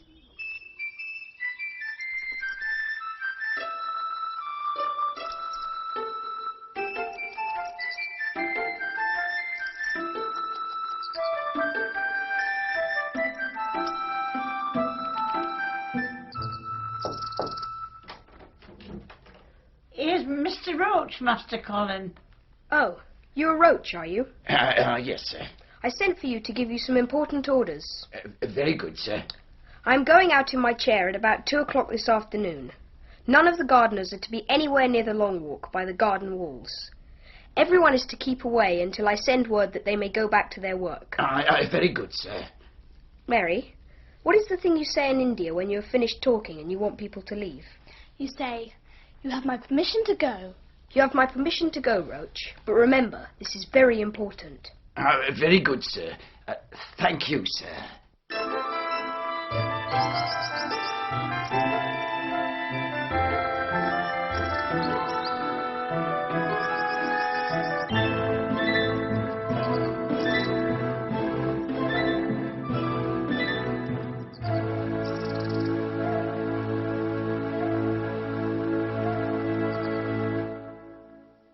It's a fine day, nurse, but he must be dressed warmly if he's to go out. Yes, Dr. Craven. Here's your coat, Master Colin. Let me help you with it. Colin, your eyes are as big as saucers. What are you thinking about? About what it will look like. The garden? Here's the sleeve for your arm. The springtime. I've really never seen it before. I never saw it in India because there wasn't any. Now, sir, hold still while I fasten these buttons. Make sure he has a rug as well. I've got a picture of spring in one of my books. Crowds of people and children with garlands and branches with blossoms on them. Everyone laughing and dancing and playing on pipes. Oh, that's what it feels like. When if all the flowers and leaves and birds and wild creatures dance past at once, what a crowd it would be. Although you'll be in your wheeled chair, I'll put your boots on to be proper. And Dickon will be leading them. Yes. This is one of his good days, sir. I wish he'd let you go with him. I'd rather give up the case this minute, sir, than hear you suggest it. I hadn't really decided to suggest it. We'll try the experiment. Dickon's a boy I'd trust with a newborn child. Now, Master Colin, Dr. Craven is going to carry you downstairs to your wheeled chair.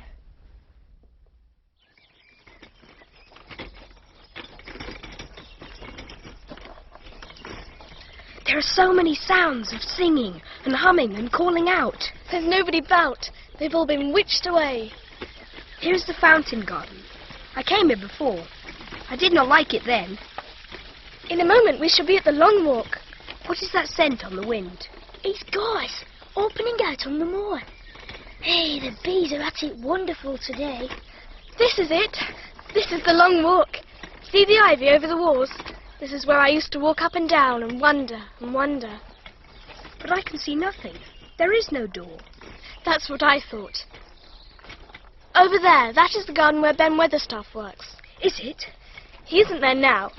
Now look, this is where the robin flew over the wall. Oh, I wish he'd come again. And look, under that lilac bush, that is where he perched on a little heap of earth and showed me the key. Where? Just there? Yes. And this is where I stood to talk to him, and he chirped at me from the top of this wall. Are we near? And this is the ivy the wind blew back. I'll pull it aside. And here's the handle. Here is the door. Dickon, push him in. Push him in quickly. I can't look. I can't look. Now the moonlook. Oh, I shall get well. I shall get well. Mary, Dickon, I shall get well, and I shall live forever and ever. It's a greatly afternoon. That there is a good bit of Yorkshire. Look at the flowers in here, and the trees, all in blossom. There's more hidden inside these walls and in the whole rest of the garden. See the plum blossom? Eh? The bees love it. Through there, cherry trees. This here, this is the feather of a woodpecker. How do you know? Dickon knows everything. Look, Colin, look where the daffodils and irises are coming out. There, and over there in those grey stone urns. I wonder if we shall see the robin. Thou see him when the eggs hatches out. He'll be so busy feeding the young ones, his head'll swim. Mother says she's watched the little chaps when it seemed like the sweat must be dropping off them. Shh, we mustn't make too much noise. It's a very old tree over there, isn't it? Yes. The branches are quite grey, and there's not a single leaf anywhere. It's quite dead, isn't it? Aye. But them roses has climbed all over it. It'll be full of flowers in summer. It won't seem dead then. It looks as if a big branch had been broken off. I wonder how it was done. Look at that robin. There he is. He's foraging for his mate. Where? Where is he? See? Yes, I see him. I don't want this afternoon ever to end. But I shall come back tomorrow, and the day after, and the day after. And you'll get plenty of fresh air, won't you? I'm going to get nothing else. I've seen the spring now, and I'm going to see the summer. I'm going to see everything grow here. I'm going to grow here myself. That thou will. Us'll have thee walking about here and digging, same as other folk afore long. Walk? Dig? Shall I? For sure thou will. Thou's got legs of their own, same as other folks. Nothing really ails them, but they are thin and weak. They shake so much that I'm afraid to stand on them. When thou stops being afraid, thou stand on 'em, and thou stop being afraid in a bit. I shall. You shall. Someone is watching us. There's no one but us can get in. I shut the door. I locked it. Who is that man? Man? Look, his head is just coming over the top of the wall. It's Ben Weatherstaff. He must have heard us and brought a ladder. I don't think he's seen us yet. The plum tree is hiding us. He can see me now. How in well did they get in there, the young besom? I found the door. I never thought much of thee. Always asking questions and poking the nose where it wasn't wanted. I never knowed how they got so thick with me. If it hadn't been for Robin, drat him. Ben Weatherstaff. It was the robin who showed me the way. The young bad un. Playing the badness on a Robin. Him showing the way. Him. He didn't know he was doing it, but he did. I can't explain why you're shaking your fist at me. If my rheumatics wasn't so bad, I'd climb over this wall and give thee a hiding. Why does thou think Mr. Craven locked door? He'll not allow no one in there. Get thee out of there, the young madam. I'm not doing any harm. Dickon, wheel me over there quickly and stop beside Mary. Get thee out of there at once. Ben Weatherstaff, do you know who I am? Aye, I do. The mother's eyes are staring at me out of the face. That the poor cripple. I am not a cripple. I am your master when father is away. Dickon, help me stand. Come on then. You can do it. Do it. You can do it. Look at me. Lad. God bless thee. Get down from that ladder and follow the wall in that direction. Yes, sir. Mary, go and let him in. I told you that could stand as soon as they stopped being afraid. Are you making magic? That's doing magic themselves. The same magic as made these here crocuses work out of the earth. I must be standing when Weatherstaff gets here, but I may need something to lean on. This will do. Here he is, Ben Weatherstaff. Look at me. Have I a crooked back? Have I crooked legs? Not a sort. What did they shut the cell up for? Everyone thought I was going to die. I'm not. Die? Has got too much pluck in thee.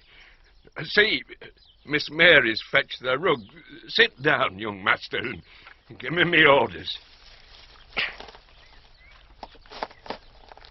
What work do you do in the gardens, Weatherstaff? Anything what I'm told to do. I'm kept on by favour, because their mother liked me. This was her garden, wasn't it? Ah, she were main fond on it. It is my garden now. You shall help us to care for it. But you must come when no one can see you. I've come here before when no one seed me. But no one has been in for 10 years. Well, I'm no one. I came over the wall until rheumatics held me back these last 2 years. That come and did a bit of pruning. I couldn't make out how it had been done. She was such a young, pretty thing. She says to me once, Ben, she says, if I'm ill or if I go away, you must take care of my roses. Well, when she did go away, Mr. Craven gave order that no one was ever to come nigh. But I come. She'd gave her order first. It wouldn't be half as wick if they hadn't done it. I'm glad, Weatherstaff. You already know how to keep the secret. Yeah, I say. Mary, pass me that trowel. Here. I want to dig. Does they want to plant something? Yes, quick. Here's a clump of lilies of the valley. I've been separating them. Give 'em to me, Dickon. Here, lad. Set it in earth. Same as a king does when he goes to a new place. There, it's planted. It's planted. I have stood and I have walked and I have dug. And this is only the first day. You should not have stayed in the garden so long, my boy. He was in his wheelchair most of the time. You must not overexert yourself. I'm not tired. Tomorrow I shall go again. I'm afraid that would not be wise. It would not be wise to stop me. I am going. I will call again in the morning.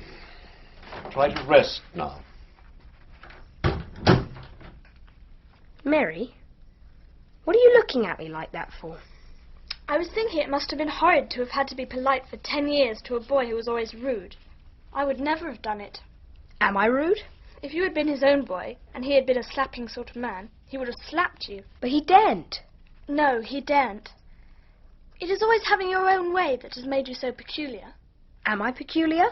Yes, very. But you needn't be cross, because so am I peculiar, and so is Ben Weatherstaff. I shall stop being peculiar if I go every day to the garden. There is magic in there, Mary. I'm sure there is. I'm sure too.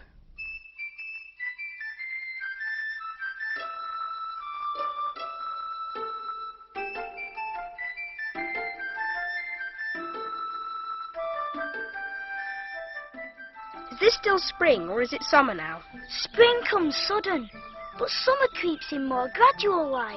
But look at all our silky poppies. And the delphiniums and columbines in the urns by the walls there. And the roses. Can I smell 'em? Aye, it's summer. It's magic. Magic made the dead garden come alive. Now I want you all to stand in a row and listen to me. Aye, I say. There is magic in everything, and we should get hold of it and make it do things for us. Like electricity, and horses, and steam. Aye, sir. Every day I'm going to call to the magic over and over again, and you must all do it too. And I believe the magic will come and make me strong. Will you help? Yes. Aye. Aye, sir. Aye. Dickon, do you think the experiment will work? Aye, that I do. Same as the seeds do when the sun shines on them. Shall us begin it now? Let's all sit cross-legged under this tree. I'm tired and I want to sit down. Hey, they mustn't begin by saying that, tired. That might spoil the magic. That's true. I must only think of the magic. Shall we sway backwards and forwards as we chant? Yeah, I can't do no swaying backward and forward. I've got the rheumatics. Magic will take them away. But for now we will only chant. I can't do no chanting neither. They turned me out at church choir the only time I ever tried it. Then I will chant. The sun is shining, the sun is shining. That is the magic. The sun is shining, the sun is shining. That is the magic. The flowers are growing, the roots are stirring. That is the magic. The flowers are growing, the roots are stirring. That is the magic. The sun is shining, the sun is shining. That is the magic. The flowers are growing, the roots are stirring. That is the magic. Look, the magic works! This is to be the biggest secret of all. No one shall know I'm growing stronger. Then one day, when my father is back at Misselthwaite, I shall walk into his study and say, I'm quite well and I shall live to be a man. He won't believe his eyes. If that pretty young mother could see thee now. I was just saying to Dr. Craven, Master Colin, that your appetite is improving very much, just like Miss Mary here. It's because of the fresh air. You stay out in the garden a good deal. Where do you go? I will not let anyone know where I go. Doesn't seem to have done you harm. And I'm glad to hear you eat so much more. Perhaps it is an unnatural appetite. I don't think so. You're gaining flesh rapidly and your colour is better. Perhaps I'm bloated and feverish. Your pulse tells me that you are not feverish, and such flesh you have gained is healthy. Your father will be very happy to hear of this remarkable improvement. I won't have him told. It will only disappoint him if I get worse again. Oh, hush, my boy. He shall not be told without your permission. You're too sensitive. You must not undo the good which has been done. All right, nurse, I have seen enough. Any instructions for me, sir? No, his advance seems extraordinary, but he still excites himself very easily, and nothing must be said to irritate him. Very good, sir. They guess something. They're suspicious. I may be obliged to have a tantrum. You need not have a tantrum, but perhaps you ought to start complaining again. Yes, and I will try to eat less as well. But will you be able to, now that you have an appetite? Would you have been able to send any of the breakfast away this morning? This morning I wish the slices of ham were thicker. I will try to send away some of the lunch. You may eat some of mine. Then you can send away some of yours and not be hungry. But we must get fat together, Mary. Well then, we will ask Dickon. He will think of what we can do.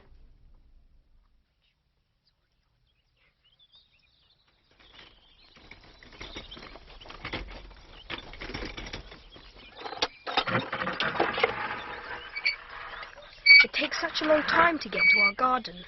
Dickon pushed you very fast. There, the door is shut. I can get out. Dickon, you said you had something new to show us. Aye, I have. The carriage can stand behind the rose bush here. And see what else is behind it? A pail of rich milk with cream at the top of it. May I take the cloth off? Aye, that was only to keep the creatures out. And a batch of currant buns, fresh from the oven. They're still warm. Mother tucked them in tight so they'd keep the heat. She took them from the oven just before I left the cottage. Oh, these are excellent. We should be able to send away our dinner now. Some of it. I've never drunk from a pail before. Mother said it'd take the edge off your hunger. Dickon, your mother has all your brothers and sisters to feed. She can't spare food for us as well. Mother'd never let anyone go hungry. If I send some of my pocket money, like I did for the seeds, would she buy things for us to eat? Aye, that she would. Gladly.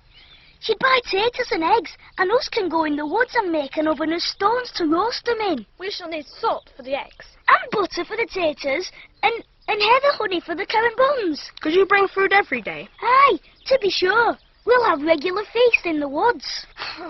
Now it is time for the chanting. I shan't sit down this time. I should always walk while I chant. Being alive is the magic. Being strong is the magic. The magic is in me. The magic is in me.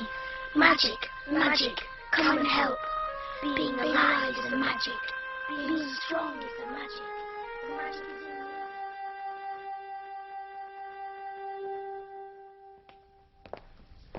me. I'm sorry I've neglected the patient. For the last week or so I was called to London on business.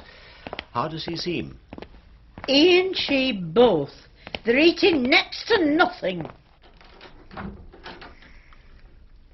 They both look well. Let me check your pulse, my boy. Oh, I'm moithered to death of them. I'm sorry to hear that you do not eat anything. You ate so well a short while ago. I told you it was an unnatural appetite. Mary, what is the matter? It was something between a sneeze and a cough, and it got into my throat. Well, my boy, as long as going without food agrees with you, I suppose I need not disturb myself. That boy is a new creature. So is the girl. Ill-natured little thing she used to be. And now her and Master Colin laugh together like a pair of crazy young things. Well, perhaps they're growing fat on that. Let them laugh. Oh,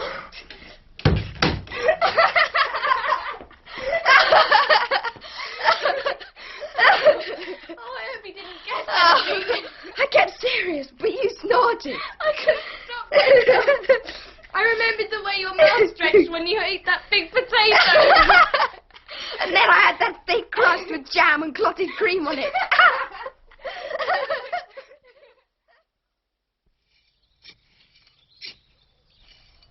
Oh, the rain's grown everything. Weeds as well as flowers. Us'll have to pull them before the roots get a firm hold in the earth. Dickon, is this a weed? Aye, and that one beside it. Why are you staring at me, Benny with the star? I was thinking as I'd warrant that's gone up £3 or £4 this week. That's the magic. And Mrs. Sowerby's buns and milk and things. And those, yes. Mary, Dickon, look at me. I'm well and I feel I want to shout out something joyful. I might sing doxology. What is that? They sing it in church. Mother says she believes skylights sing it when they get up in the morning. Sing it, Dickon. Then must all stand up then.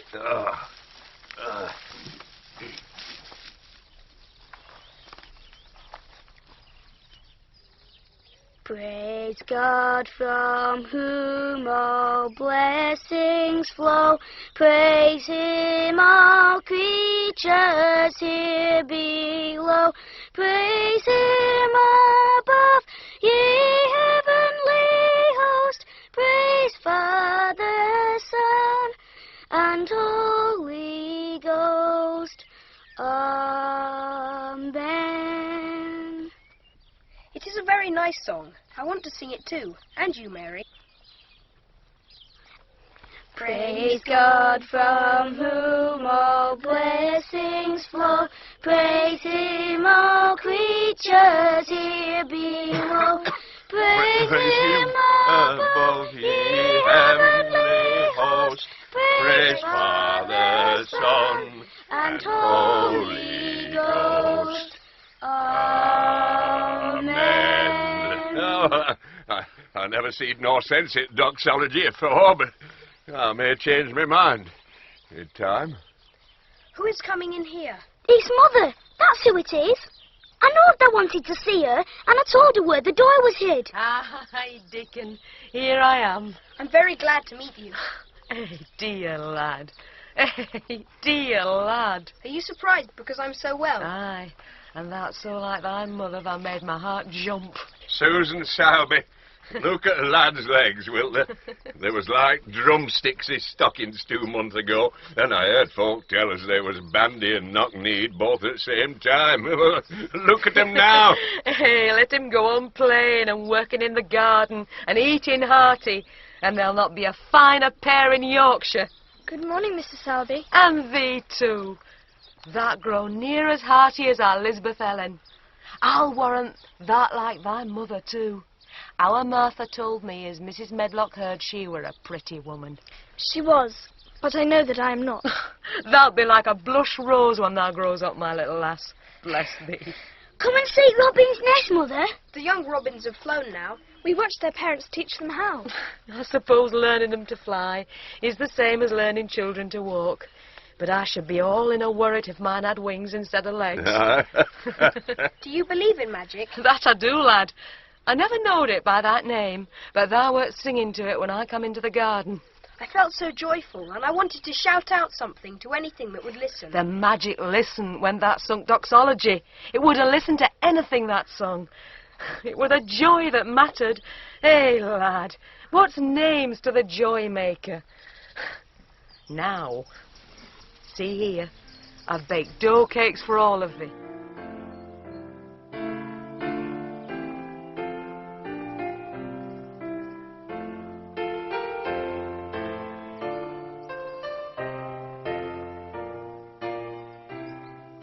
Do you mind sitting on the ground, Mrs. Sowerby? Not me, lad. And is all this still secret? The garden coming alive and thy health and strength coming to thee? Yes, but it's getting difficult. Mary and I can't help laughing when we're together, and I don't sound ill at all. It doesn't look ill either. Bless us all.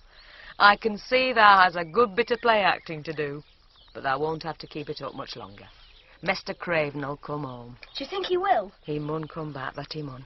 I wish you were my mother, as well as Dickens. Hey, dear lad, thy own mother's in this very garden. Do you really think so? She couldn't keep out of it. No, it's her garden. It always was.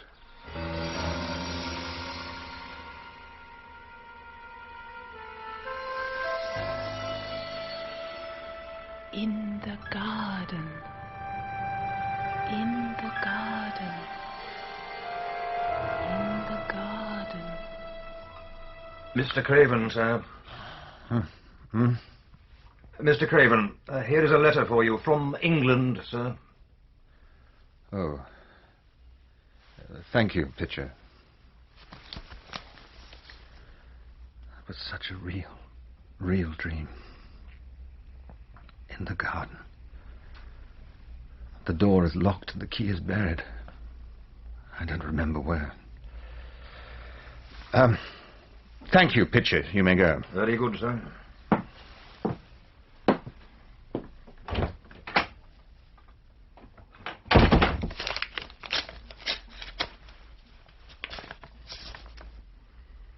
Dear sir, I am Susan Sowerby, that made bold to speak to you once in the village. Please, sir, I would come home if I were you. If you will excuse me, sir, I think your lady would ask you to come if she were here. Your obedient servant, Susan Sowerby. I will go back to Misselthwaite. Yes, I'll go at once. Pitcher! Pitcher! You must pack for me. We leave today.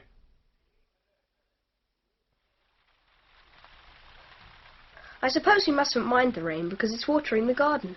Yes. Mary, why are you staring at my mother's portrait? I was wondering why the curtain was drawn back. I'm going to keep it like that from now on. I'm glad. Now I'm better. It doesn't make me angry anymore to see her laughing. I think she must have been a magic person. You are so like her now that sometimes I think perhaps you're her ghost made into a boy. If I were her ghost, my father might grow fond of me. And then I should tell him about the magic. That might make him cheerful.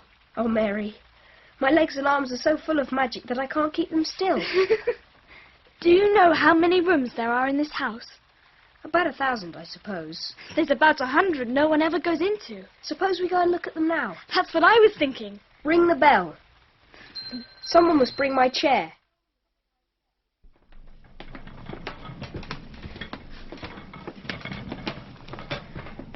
There are all sorts of rooms, and there are galleries where you could run. Magic would like that. Stop the chair. I'll walk now. I've never walked upstairs before. Oh, you can do it. I know you can. Oh, there's an Indian room where there's a cabinet full of ivory elephants. I'm going to run from one end of this gallery to the other. Do you think I can run? Yes. I can show you a room where there's a family of mice who live in a rose-coloured cushion. I never knew I lived in such a big, queer old place. Wait. I'll race with you. 1, 2, 3.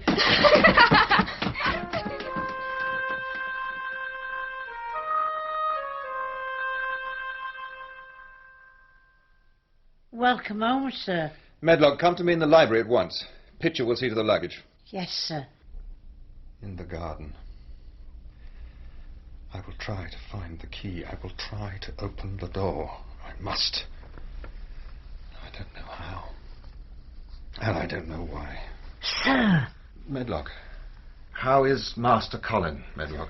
Well, sir, he's different in a manner of speaking. More peculiar. Yes, sir. He used to eat nothing, then suddenly he began to eat something enormous and then stopped again all at once. And does he eat now? No, sir. And you know he would never let himself be taken out of doors. Then, sir, suddenly, without warning, he insisted on being taken out every day by Miss Mary and Susan Sarby's boy, Dickon. And if you'll credit it, sir, out of doors he will stay from morning till night. How does he look? Well, if he ate his food, sir, you'd think he'd be putting on flesh. But we're afraid it may be a sort of bloat. And, sir, he laughs in a very peculiar way sometimes. Dr. Craven is coming to see you shortly. He never was so puzzled in his life. And where is Master Colin now? In the garden, sir. In the garden? Medlock, I'll see Dr. Craven later. I'm going out. In the garden.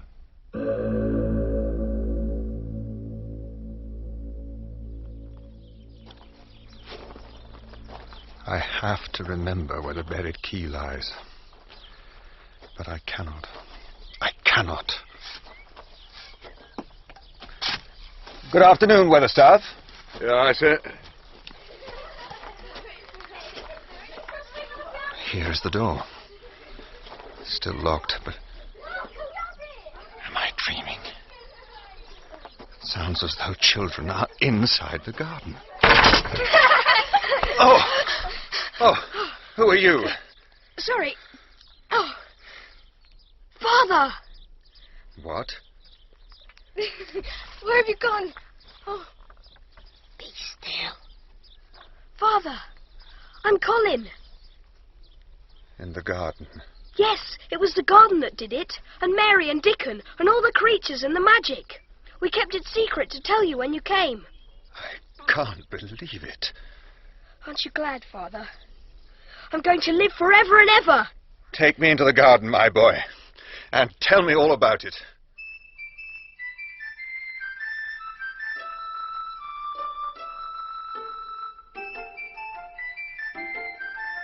The roses. All the tumbling roses. And the lilies. We planted the lilies so they should flower just at this season, but I didn't remember so many. I thought it would be dead. The beautiful garden. Mary thought so, at first, but it came alive.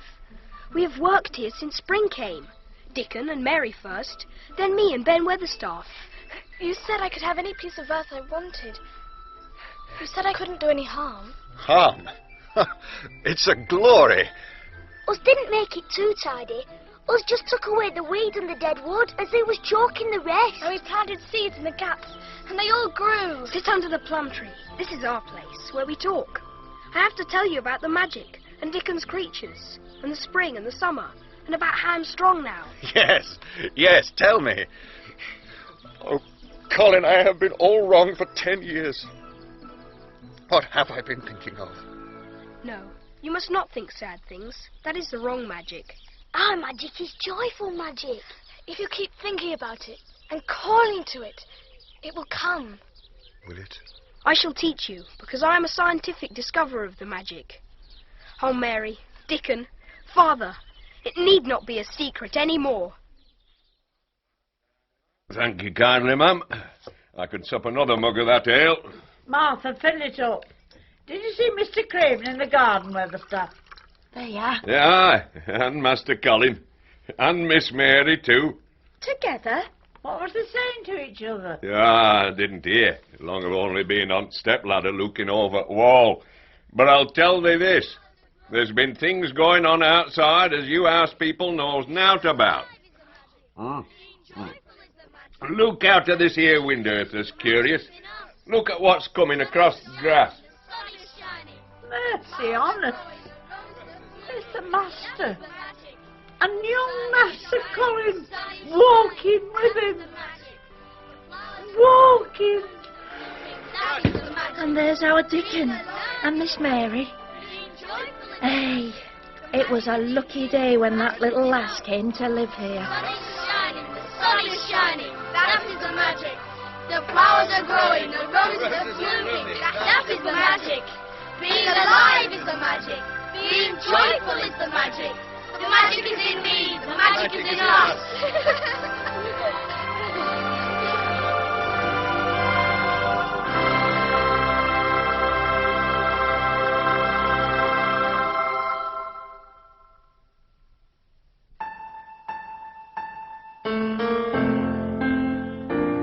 The Secret Garden, dramatized by Judy Allen from the novel by Frances Hodgson Burnett. Mary Lennox, Jessica Marshall Gardner. Mrs. Medlock, Beryl Reid. Ben Weatherstaff, Robin Bailey. Martha Sowerby, Harriet Walter. Mrs. Morrison, Maxine Audley. Barney, Stephen Garlick. Colonel McGrew, Fraser Carr. Mrs. Crawford, Jane Whittenshaw. Basil, Patrick Rosenfeld. Dickon, Ian Taylor. Colin, Guy Faulkner. Mr. Craven, James Faulkner. Dr. Craven, James Green. Susan Sowerby, Natasha Pine. Nurse, Joan Walker. Mr. Pitcher, Brett Usher. Music was by Elizabeth Parker, and The Secret Garden was directed by John Taylor.